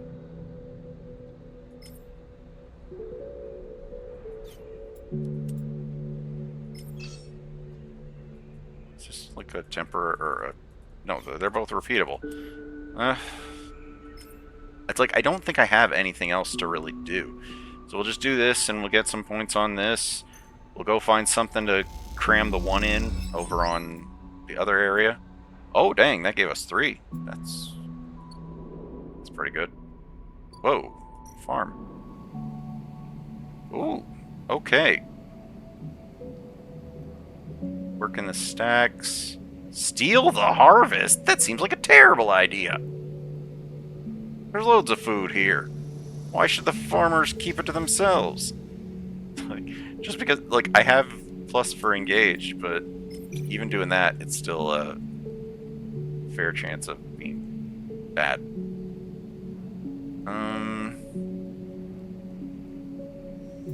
Well, we're not doing that. Ooh, mushroom grows.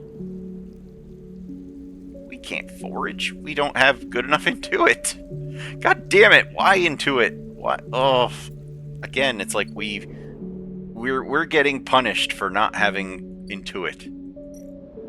Yeah, we're getting punished for not having any good points in intuit.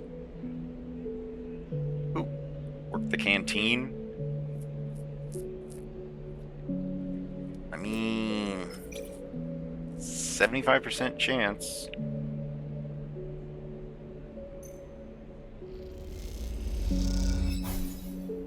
Oh, that worked out.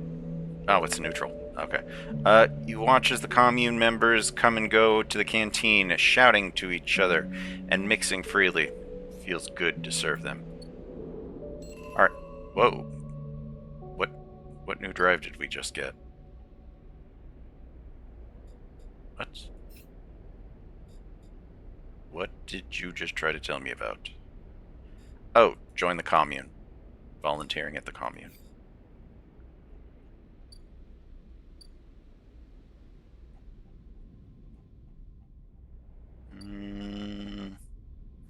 Alright, what was it? We need a 3?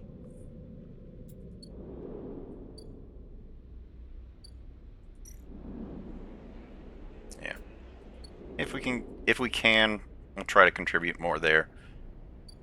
But we're just gonna go into the next cycle and see what we can do. Make sure there's nothing new over here that we didn't see before. Nope. Okay. Alright. Where the hell's there's our unit. Alright, let's end the cycle. We got 5 dice here. We just need a 3. I don't remember what the other one was. Was it a 3 or a 5? I forget. Okay, we do have a 3. We do have a 3. So let's make sure there's no new things popped up. This is here. What's at the merchant? Ship mine fragment. There's no action there for us. Servers are set. I don't love these dice here, but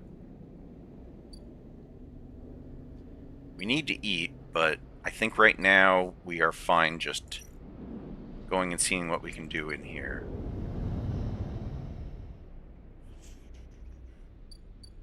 Yep, here's progress. Yep. So let's flip over to the other way. Oh, see, yeah, we need either a 5 or a 3. We do have a 3. So we can do this. Extract that.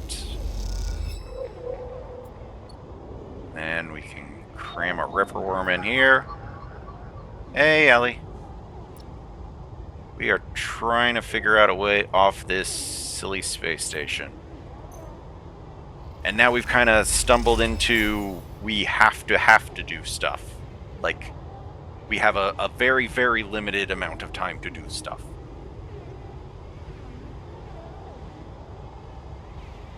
But we also kind of have another way off of the ship, but we had to make kind of a sketchy deal to do it. God, what is this one? Alright, we need a 6 or a 4. We do have a 4. We need a 6 or a 5. We have neither. We need a 5 or a 3. Shit. These dice suck. Okay, we do have a 4, so we can do this one. This one's like the best dice. Jeez. So we can do this one at least. We just gotta hope that next cycle... Thought it looked familiar. Like, let's see. So we got these 2 that we need to be able to complete. So we're a 5 and a 3. We do not have those. A 5 or a 6. So we need to complete those before this red completes all the way. So I feel like it's not that bad. Like, the chances aren't that bad, but they're not amazing either. So I'm going to do this so that we can gather some scrap. Because if we use scrap, then we can make sure that we stay high enough that we get 5 dice. And 5 dice gives us a better chance of having the, better. It gives us a better chance of it being better for us.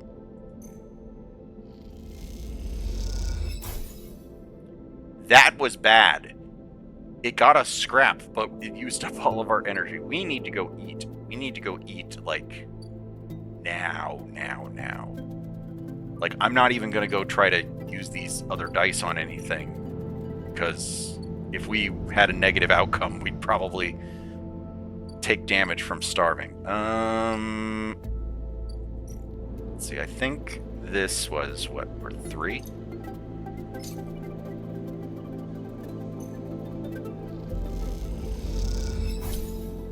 Yeah, that's worth 3. And let's see.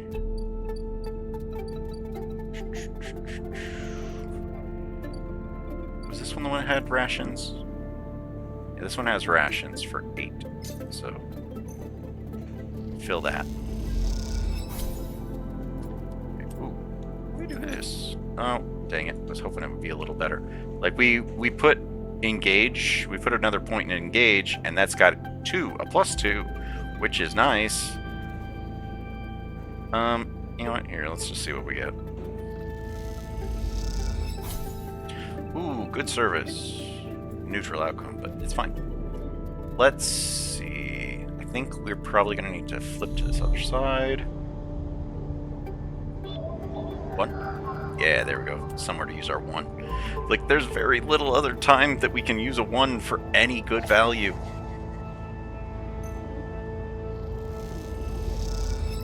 Alright, let's sell off some of these Yadigan things. Is it in this one? No. Where the hell is it? I forget. Not there. Low end? We got good progress on this, and then I could just completely forgot about it. Hermitage? Yeah, there we go. They'll pay us for info on yet again.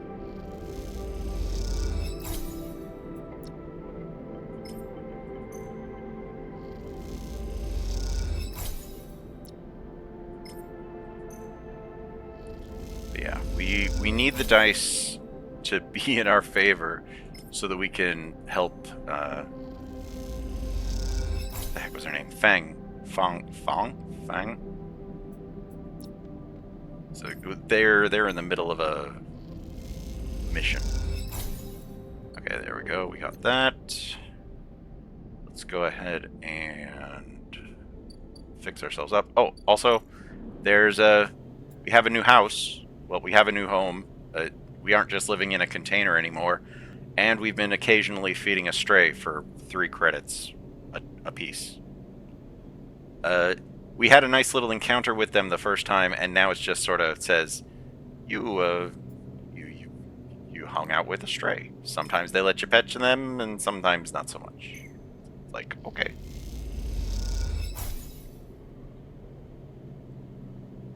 Alright. Let's end this cycle. Hope that we get the dice that we need so we can help out Fang. Fang?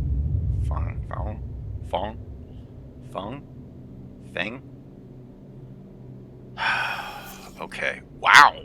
Those dice are amazing. I wish we had those dice other times.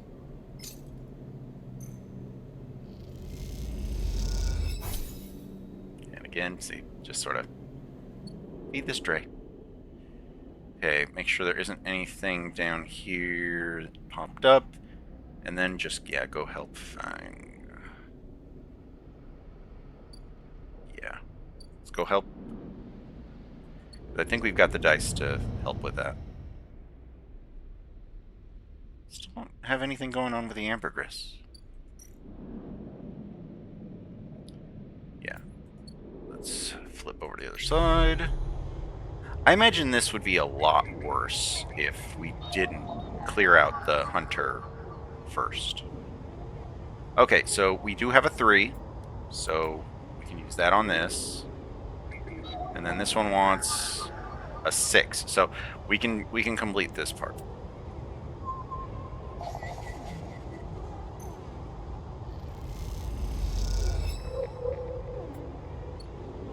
And this one, 3 will work in this.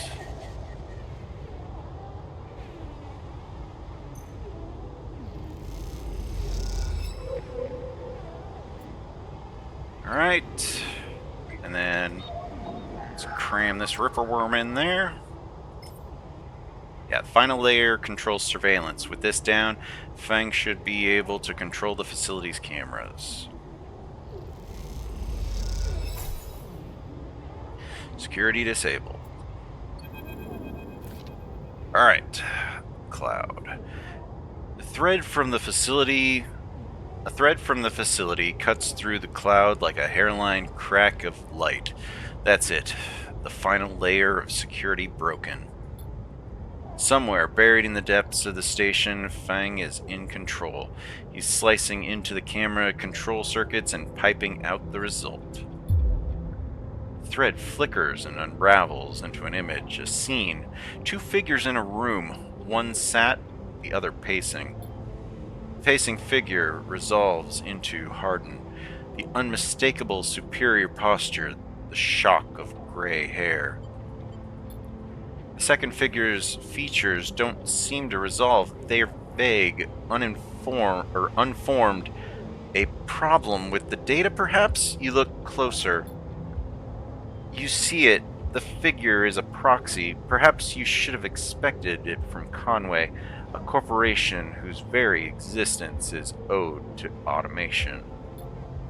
The proxy is a machine designed to be piloted by remote connection, someone else in the system puppeteering it with their own body, speaking so it may speak.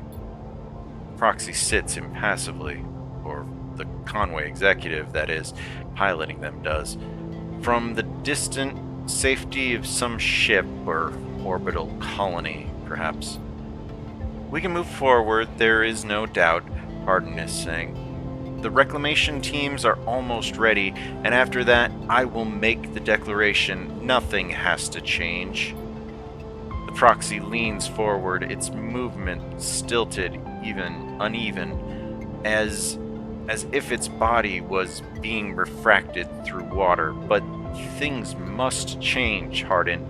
We need further assurances. I have been informed of a breach in one of the closed networks in the low end. You have been careless. Hardin waves the accusation away.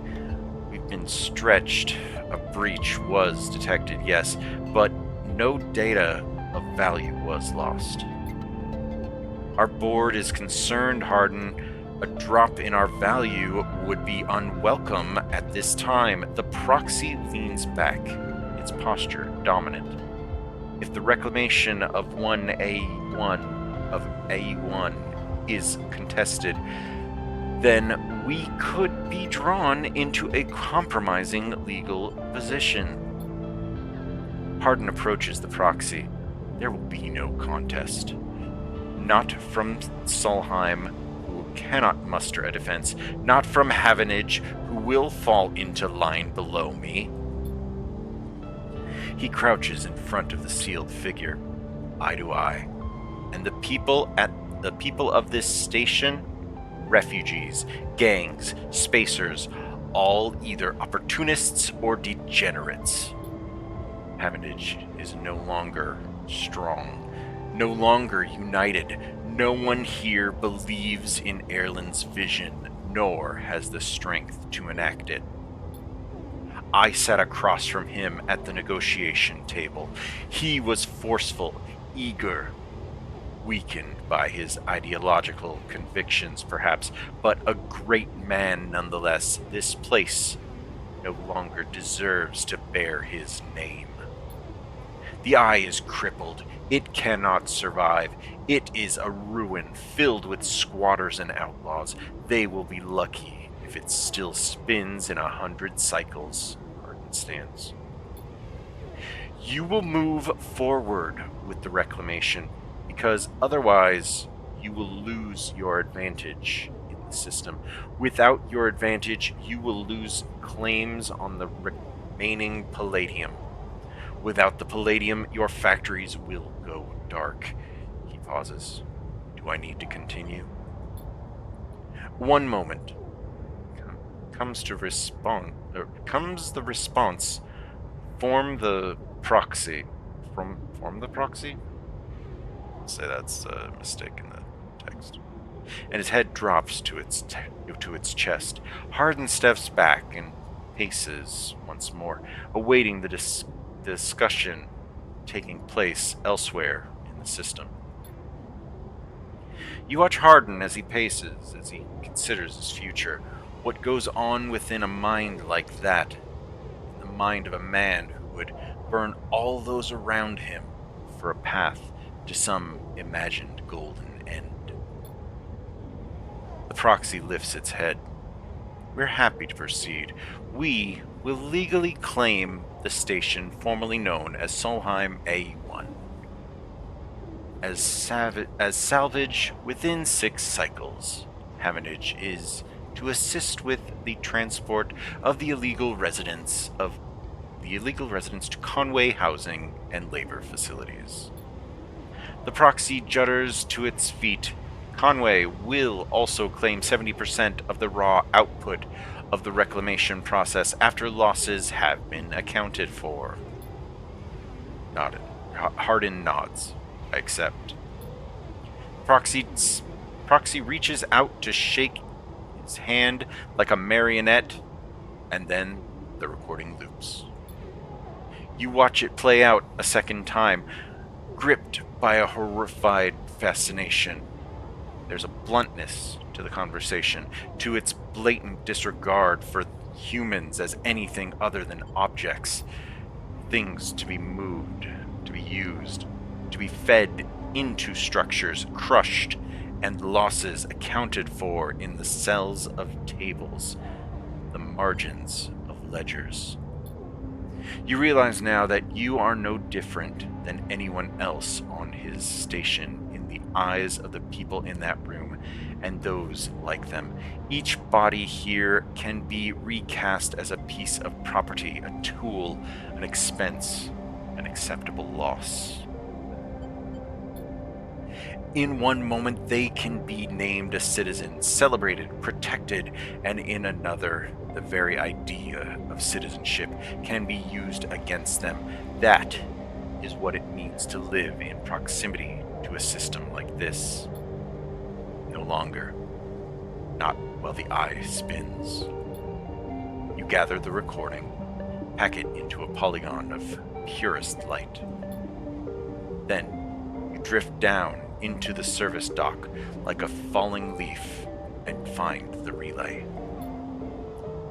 It only takes a second to place the polygon of data, that recording, into the relay system Feng prepared.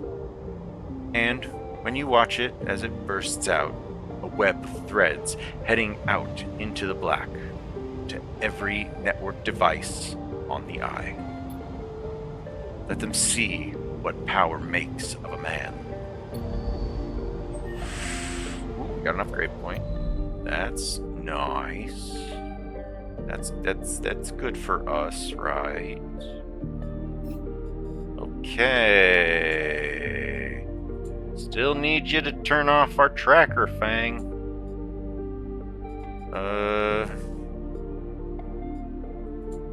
Still need to know when the preparations are completed, Sidereal. Don't know where to find this. I guess we've got good enough dice we can try. See if we can figure it out.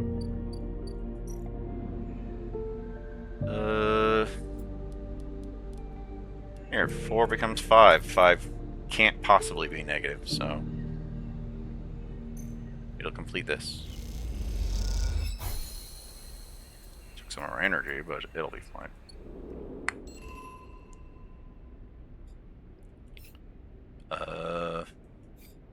Oh, is this where we find mountain mushrooms? Or not? What's a corporate garden for impressing guests? The gene-tweaked birds. Now this chamber is a mess of overgrowth. You can change that. Cut away the choking vines, stop the rot, and this place could be turned back into a garden of sorts. I mean, okay. Sure. I mean, wait. Let's go make sure there isn't anything else we can put these points into, like in the other regular area. Like a 6 is very, very good, you know. Oh, Fang. Haventage is in crisis. The building is chaotic. Most of it's in total lockdown. No one will give you a straight answer about Fang or Hardin. That has... Whoa. 2 turns? 2 cycles before whatever happens with that.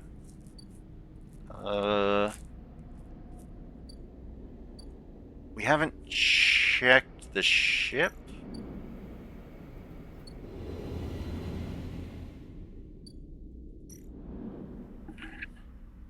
Okay. In several cycles, the sidereal horizon will set out. You will either be on board or not. So we got 3 cycles for the sidereal departure. Okay. Not messing with that. What's in the lounge? Oh, space meal. I mean, we're here. Might as well.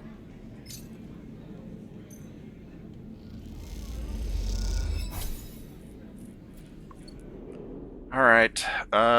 Let's go gardening. Like, I feel like we're getting close to like the end of whatever is happening.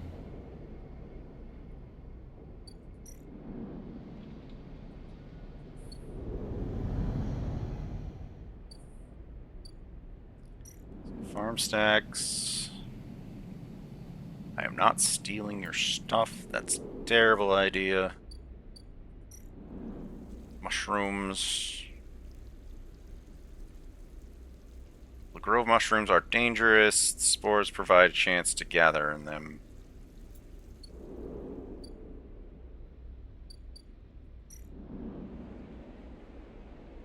Try to contribute to the commune.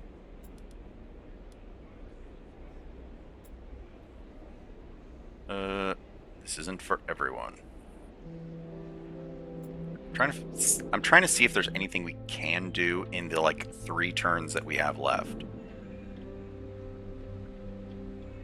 Let's see, it'll probably make like this much. Whatever. Let's see what happens.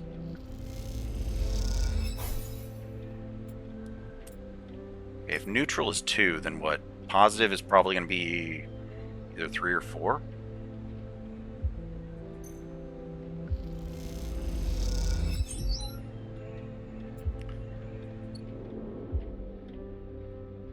Okay, we need 1 scrap at least, so we can make sure that we get more dice to work with.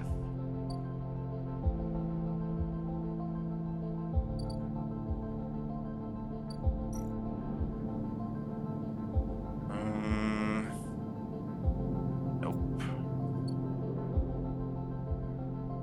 Feels like we're gonna end up with 4 dice. Oh well. Yeah, that's not back for another 2 cycles.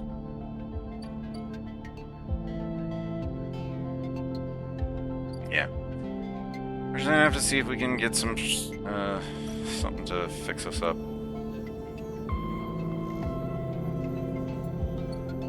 Alright. Next cycle.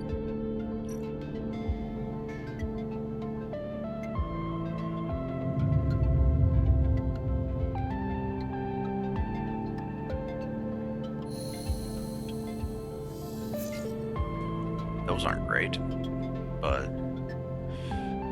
we don't have anything especially pressing.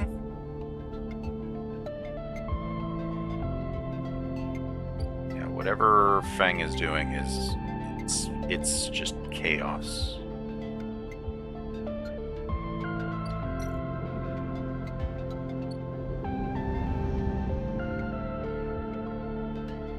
And we've got no reaction from them anymore. Red is bad. Yeah, it's more bad if it completes, if it finishes doing the red.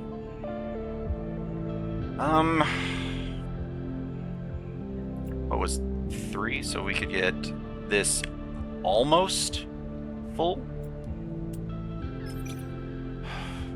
We might be able to fill this. I don't know what'll happen, but we might be able to fill this.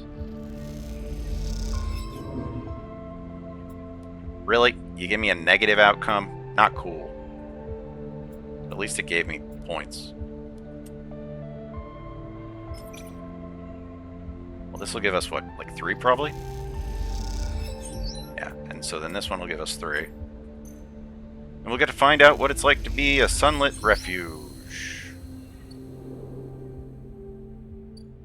Or not. Oh, what is this? The old growth of the aviary has created a rich medium which gives you a place, the spores, where you can place the spores from the groves. They'll grow well here. Yeah, we do not have time. We don't have even close to enough time to do whatever this is. If we're leaving in like 2 cycles, yeah, if we're leaving in like 2 cycles, I don't think that's gonna work. I'm again still not stealing the harvest.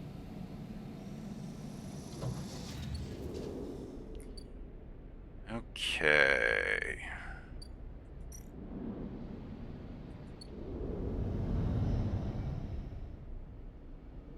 Because here they should say it's like,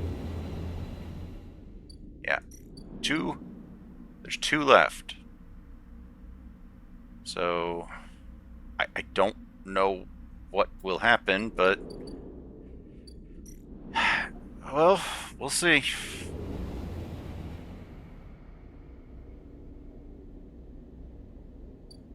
I don't really want to use a 1 for any of these dice rolls, if I can even possibly avoid it.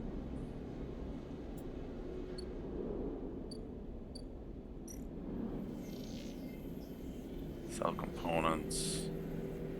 Slightly exchange. Nope. Let's just flip it over. Find something that can take a 1. Yeah, that. And then we'll just go into the next. Like, we've got enough money, we'll be fine.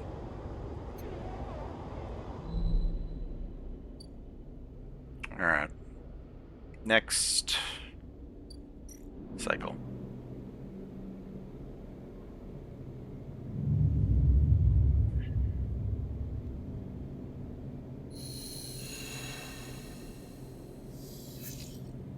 Those are not great, but it'll be fine.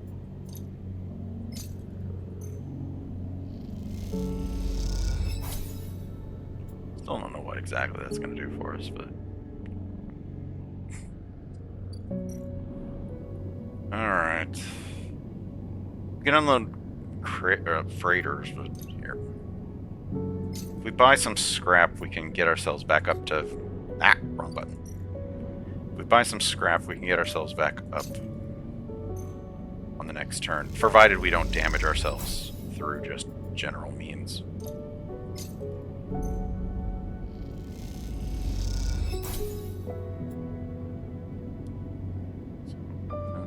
One more.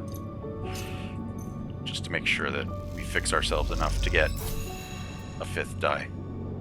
Because I think we're running out of what we can... Oh, Fang! Fang grins at you as the bay door slides open. Above, in the rest of the building, people are busy, frightened. They speak in hushed tones and organize endless meeting after endless meeting. Haventage have avoided a full-blown crisis for now, but change is coming. Fang is in good spirits and bundles you inside before you even have a chance to greet him. That was the slickest operation this station has seen. He hugs you firmly. You made my job easy. He shakes you by the shoulders. I'm so proud. And, he smiles, I got to watch through the cameras as the Haventage security that weren't in on it assaulted the station. Fang smiled. One of them straight up just whacked Hardin with their pistol. It was beautiful. What are they going to do with him? I'm not sure anyone knows. But he is cooperating in dismantling his operation and scaring off Conway. Maybe they'll exile him when they're done, or hand him over to some core authority. Fang shrugs. Now, I know he won't be an issue. I'm going to be focusing on systems for a bit. He shakes his head, seeing as that's my actual job. He points to the ceiling. The people upstairs aren't so happy, though. They've been fielding questions about the state of the eye right and left since the recording got out. People are scared. Is it true? Feng looks at you directly. No, we don't want. No, not if we don't want it to be. He touches a stack of hardware. The eye is old, and it was never meant to run like this. The master control points to Erlin and Havenage installed. They keep spinning from the rim. That isn't ideal. But if you're asking me if the eye will stop spinning next cycle, no. He smiles. And me and a ton of other skilled people will be working to stop it happening in the cycle after that. Hardin's problem was that he didn't believe in people. He believed in systems and their ability to shape the world around them. Fang squeezes your shoulder. But as far as I'm concerned, people should be the ones running the systems, not the other way around. Anyway, Fang raps on the side of the terminal. I know you didn't come down here for a lecture. My tracker. I haven't forgotten. He produces a thumbnail drive. I managed to finish the code solution I showed you. It's a modified Ripper worm, the one made to deactivate that tracker of yours. But in the time since I got back, I added something extra. That tracker of yours doesn't just show SNARP where you are, it transmits data about the state of your body, your current condition. My worm won't just deactivate it, it'll edit that data to tell SNARP your body is irreparably damaged. DNR, do not retrieve. He grins widely. Pretty smart, right? That's perfect. Just slot it already. You take the drive and hold it in your hand, and then you close your eyes and open up the access ports, take down your defenses. The worm immediately enters your closed network. It whips through it, taking things with it as it goes. The moment they are gone, you forget that they ever were there. They just blink out of existence. A second later, it is done. You open your eyes. How do you feel? Asks Fang, a little nervously. The same. Give it time. He pats you on the shoulder and looks at the terminal screen. The logs tell me it worked, so feel it or not, you are free. Fang lets the word free hang in the air a little before he continues. Seems like it might be finally time to celebrate. Fang wraps his arm around you. Jenna still owes us those drinks. He laughs and you join him. And later, when you leave, you feel deeply thankful for having such a friend. As you walk away from the building, you look up at the wide curve of the eye, up at the hub and the other rim beyond it. The whole thing twinkles with lights, and it seems impossible to see it as anything other than breathtakingly beautiful. It feels, in that moment, like something eternal. That doesn't mean it can, or at least should, last forever, or that it will never change, fade, or decay. It simply means that in this moment, this place has a future, and it is one that you know deeply and truly is worth protecting. Oh, we got another upgrade point. Still, I don't want to put points into it. Oh well, we're basically, what, one turn away from trying to leave on the ship, right? Well, let's make sure that we don't starve to death before that. I don't know what we can put points in. Like, I don't know where we can put our dice into of value. If next turn, supposedly, we're going to be leaving.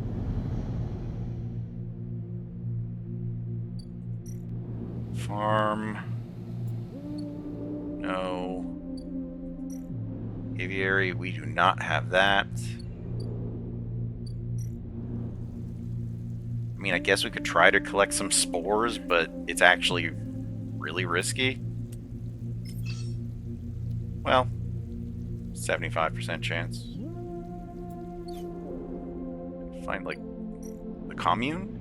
Nope, there ain't no way we're completing that before everything is up. In the waste, we could get scrap, but it's almost not worth it. This is a different thing entirely. It's another different story thread, I think. At least that's what I vaguely remember. Boy. Let's see, 4 would also be 75% chance. Yeah, sure, why not? See what we get. We got a spore. Let's just put a spore in here, just because we can.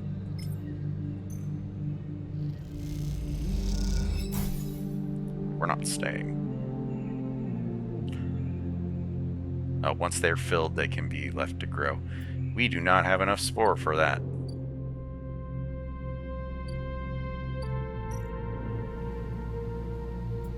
Let's go see. Was it one of the other ones that we might be able to put something in?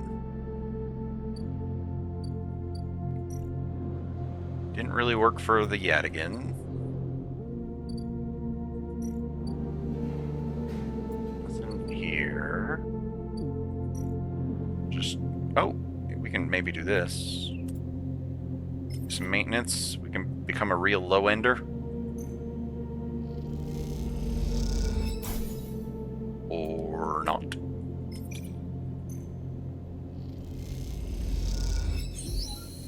There we go. You refit the long broken fans of a family's air filter. They insist you join them for dinner, and their children are delighted by your presence.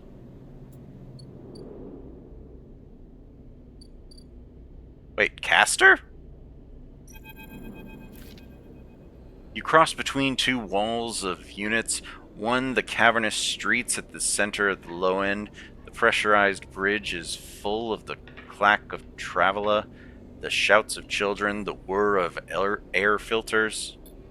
Sleeper, you turn to see Castor sitting at a tavela table, alone, somehow untouched by the hustle and bustle of the people around. He gestures to the stool on the opposite side of the table. Sit. Sure. You sit at the metal stool and he starts setting out the board with counters, or at least the filter caps low-enders typically use in their place. Funny, we should see each other again, he says, looking over his glasses. Night or day? He asks, gesturing at the caps, crudely sprayed white and black. Day. He rotates the boards so the white caps are in front of you. Let's begin. You take a plastic die, each pitted and worn, and roll to determine who starts. Castor rolls a 6, you a 4. I lead, he smiles, and begins to move his first cap precisely along the board. Play passes back and forth between you, the dice changing hands as the caps spread along the board. As it does, Castor speaks, eyes not leaving the caps. It's good to see you again, Sleeper. I was hoping to catch you before you left, if only to play you at Tavala. He smiles. You take your turn, rolling a 5 and a 6. We'll play carefully. After all, a sleeper's mind must be somehow different to a human one. Being emulated, I mean. As Castor talks, you build up a wall of caps, stacking them safely across the board. Progress is slow, but you remain unexposed. I don't mean to offend you, Castor meets your eye. I merely see that you are by definition different. What has been subtracted in the emulation? What has been added? He slides a single cap onto the open point, a risk and an opportunity. He hands you the dice. Do you ever think about this, Sleeper? about what you were before and what you are now? Always. You roll a double one and solidify your wall. Caster whistles. The holding game. Commendable. I. It can be brave to build from what came before. He rolls the dice and leaps your wall in a single move. We cannot idle too long, sleeper. The slower we move, the sooner we are caught. The past is not. The past you is not just an idea, a concept for you. It is a living, breathing person. He looks over his glasses. He looks up over his glasses, his eyes bright and wide. You split from them like a shadow splitting from its caster. They may be sleeping now, yes, but one day they will awake and carry on with their lives unaware of your fate, no matter what it may be. He hands you the dice, smiling. You're a branch severed from the main trunk, offshoot who refuses to die, so to speak. You roll again, under pressure now, trying to slip your caps out from under casters before he solidifies control of the game. So, what I'm curious about is how you see yourself in all of this, Caster asks. What does this tangle of truths make you? Free. Yes. Caster looks away through the glass to a crowded unit on all sides. I can see that. Your life as an escapee was never meant to happen, yet here we are. He starts removing caps from his home board, now full. Your life is an offshoot. It can go anywhere from here. You try a few more rolls, attempting to get back in the game, but Caster clears his home board with a sense of the inevitable. He's known he was winning for a while. I feel I may have pushed too far. He slides another cap from the board. I apologize. My curiosity has a habit of getting the better of me. You roll to return a cap to the board, but all the spaces are blocked. Caster clasps his hands apologetically. You play well, really. Your weakness is not your game. He smiles warmly. We have much to learn from each other. He slides his glasses back up his nose and sits back. I feel we could share knowledge, ideas, perhaps even data. His eyes glint with the last word. To our mutual benefit. He slides his final cap from the board. It's over. He has won. I'll see. Please, I don't want to make you uncomfortable. He holds up his palms. My intention is only to help you endure here. And if I am able, feed my curiosities. The game over. You notice the bustle of the walkway once more, the call of the children, the deliveries, the arguments and reconciliations. They wash over you as you stand and leave. Caster nodding goodbye as you do. Crossing the walkway, you replay the moves in the game in your mind, looking for an opening you are sure was there. Okay. I mean, is there anything left? We've got one die left. Like, I don't think... Like, if the next turn is us winning, losing, or whatever, I don't... Here, just give us somewhere to use it. Okay, might as well.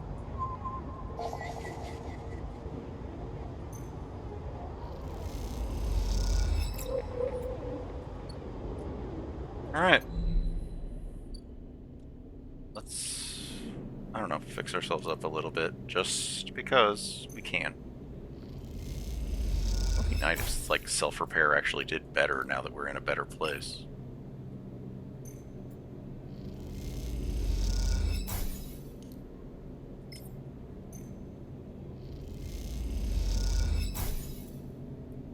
Alright, end cycle.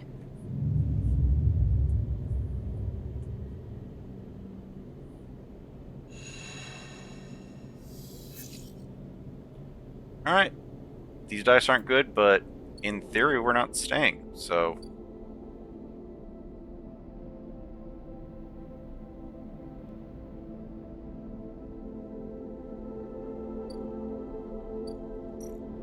I just saw something blipping up on the thing there. Here, we'll feed the cat one more time. Not that it's been doing anything after the first time, but... Caster's Table. Data Fence's Tavala Table. Oh! Let's see. Input 5 data? I've just been selling them off. Stories about Yadigan are brutalized, but I want the truth. Vital. A vial of stabilizer. Wow. A ship. Wow, this was an interesting, different way to get like very like big items, like a full-on ship mine just for 5 protocols. A full-on stabilizer. Stabilizers at their worst are like almost what 100. Early on in the game, they're like 100. Well, let's check back here, see if anything is going on with the ambergris, but I think we just, soured everything with her. We, like, decided not to take her money. Alright, we could do things, but I want to go see if we can actually leave.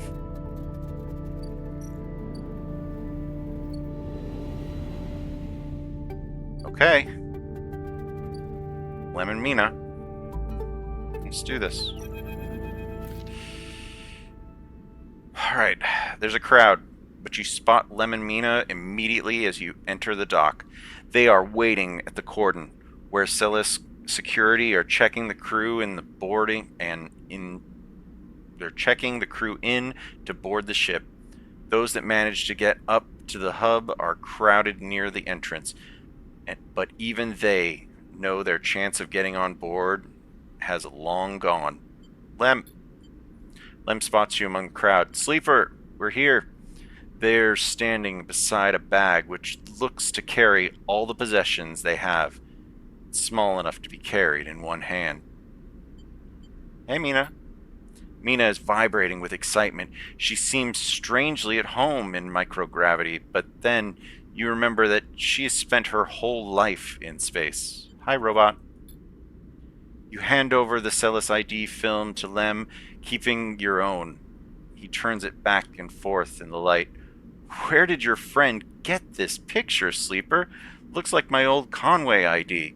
You look, and a shimmering younger Lem stares out of the film, harder and clean cut.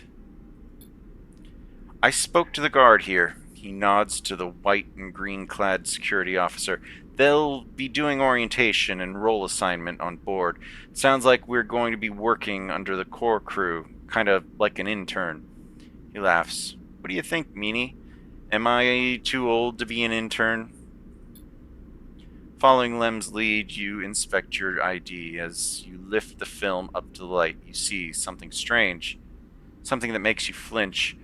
The face printed in the film is one you recognize immediately, but it is not you. At least, it's not how you look now. You squint at this ghost, confused why you hadn't noticed earlier. It's a picture you remember being taken, a memory that you didn't know you had. You remember signing the forms, the walk to the sleeper tank, the cold metal floor. You remember the SNARP employee who helped you in, her smile clean and surgical. You freeze in place, thinking that you are still asleep somewhere in the SNARP facility. You won't wake until you are recovered and disposed of. And now, you're leaving. Will they ever wake you? Sleeper, Lem interrupts your thoughts. These guys want us to board. You stare at him without thinking, then notice the guard gestures to you both to come forward. You kick off and float over to them, Steadying yourselves on the guardrails, you hang back, letting Lem present his ID film first. The guard slides it across a white machine, much like the one Castor printed them from. You reflexively rub the puncture mark on your hand, even though there's no trace of it now. It seems to be your destiny to be someone else's tool. Lem and Mina are waved through, the guard smiling at her excited face. Lem turns back and checks you are coming. The guard beckons you closer. Bored. You shake off your doubts and hand over your ID film. The guard barely looks at it as they pass it through the scanner and waves you through. A new life built from old things. You okay? Lem asks, concerned as you catch up with them. You're so slow, robot, Mina teases, grabbing you with small hands. I'm just making sure. Lem nods, and you realize how much harder it must have been for him to cross that threshold. Mina struggles in his arms, trying to get to you, and Lem relents, struggling with both the bag and his daughter. Mina tumbles through the microgravity and grabs onto your clothes for purchase. Pulling herself into your arms, you all proceed up to the walkway, the entrance to the docking bridge yawning wide in above you. Are we family, robot? Mina asks as you move, taking you by surprise. I guess so. Mina smiles and presses her head against your chest, pleased by your answer. You keep moving, up into the docking bridge, then along that thin, glass-walled connector, all the time Mina clutching onto you. The lack of gravity means you can't feel her weight, only the grip of her small hands on your clothes. You both stare wide-eyed at the vast hull of the sidereal horizon, and try to think of this huge machine as a home. Later, when you settle in your bunk, after Mina has finished running back and forth between you and Lem with an endless and infectious excitement, you find yourself looking at your ID film once more. Somehow, since the last time you looked at it, the image seems to have changed. It's still a picture of the old you, the person that signed up to have their consciousness copied and placed into the ownership of SNARP, but something else has crept into the image, an underlying sense of self-identification. This is also a picture of you. You now. The you that survived the eye, that made friends here, that found a way out, that escaped against all odds. The other you might never wake up. They might never live again. But so be it. They consigned you to a doomed life for their own gain. Their life is yours now. You live it better than they ever could. You lie back on your bunk as the thrust of the sidereel's vast engines kick in. This feeling, this rumble, will be your constant companion for the next decades. It will be there when you work, when you watch Mina grow, when you dream of the planet at the end of the journey. It will stay with you when your body starts to fail, despite the best attempts of Lem and Mina as the years stack up, and it exceeds its safe operating period by a decade.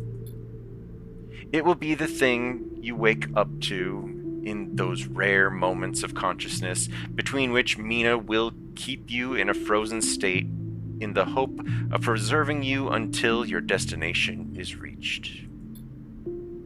It will still be there when Mina wakes you, tears in her eyes, to tell you of Lem's inevitable death. And it will not relent despite your desire for a moment of silence. It will be the final thing you hear as Mina shuts down all the most vital of your functions and hopes beyond hope that you make it to your final destination, all the while doubting that you will. But for now, in this moment of departure, it is still a new sound, a new feeling, and because of this, it is filled with the promise of the future. And so you settle back on your bunk and close your eyes, and in moments you are sleeping a perfect, dreamless sleep, the most peaceful that you can ever remember.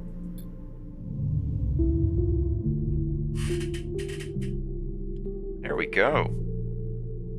That was quite the story. Like we missed out on a little bit of stuff here and there, but like that was a very good story.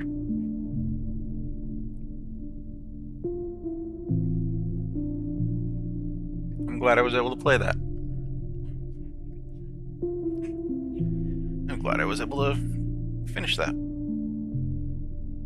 But yeah, so yeah, there was, I guess, another story thread on the back side of the ship. And then we had several other things here and there that I didn't quite take enough time to, complete. Because yeah, we became more knowledgeable on the low end, and then found that we could trade large portions of the intel for useful materials. I think it mostly just does that so that you have an easier time to get some of the materials that help make sure that you can finish the game. Because there's that point where you really do need a core, and you really need a core, and if you don't have the core, you're just boned. Like, you need to be able to get rid of the hunter and the killer that are on the ship. But yeah, maybe I'll play that last little bit on my own, the stuff at the back of the ship, or if there's enough response, people want to see it, maybe I'll do that. But I think, it's 2 a.m. my time, so it's as good a time as any to wrap it up. Yeah, I'm glad I was able to play this. It was free on Epic a while back. Really, really good option. Anyway, want to thank folks for watching. I do appreciate it. Want to give a shout out to the folks watching the VOD, whether it be on Twitch or over on the YouTube archive. I do hope you enjoyed the stream, and you are able to catch a live one at some point. Follow the channel, join Discord if you want. Both are great ways to keep track of what I do. Come online and get sub to the channel here on Twitch. Helps keep the lights on, helps keep me in video games, super supportive, all that good stuff. Over on YouTube, like the video, comment. Just let me know. Did you enjoy these streams that were essentially just me reading this sci-fi story to you for several sessions? I don't know. I've had people tell me, they like my voice. They, want to hear me read more stuff. So yeah. But yeah, on YouTube, like, comment, subscribe to all the YouTube things. I hear it helps. I don't even know. Next scheduled stream should be tomorrow night, barring any sudden disasters. I think we're going to get back into Like a Dragon, the man who erased his name. I barely remember what we were last doing in that game, but I think I remember we were at a good stopping spot. I think we were at the point where the female detective or whatever was going to introduce us to the whatever the arena is for that game. So yeah, I'm pretty sure it'll be fine. We'll figure it out. It's only been, what is it, 4 months since I was able to play that. So we'll play that. It'll be like we never left. But until then, I do hope everybody's taking care of themselves with everything going on. I have been Somebody Nowhere. You have been amazing, and I do hope to see you next time. Ending screen, I know you're here somewhere. There you are. All right. Have a good night. Music is just good though. It's like just very relaxed and like ethereal.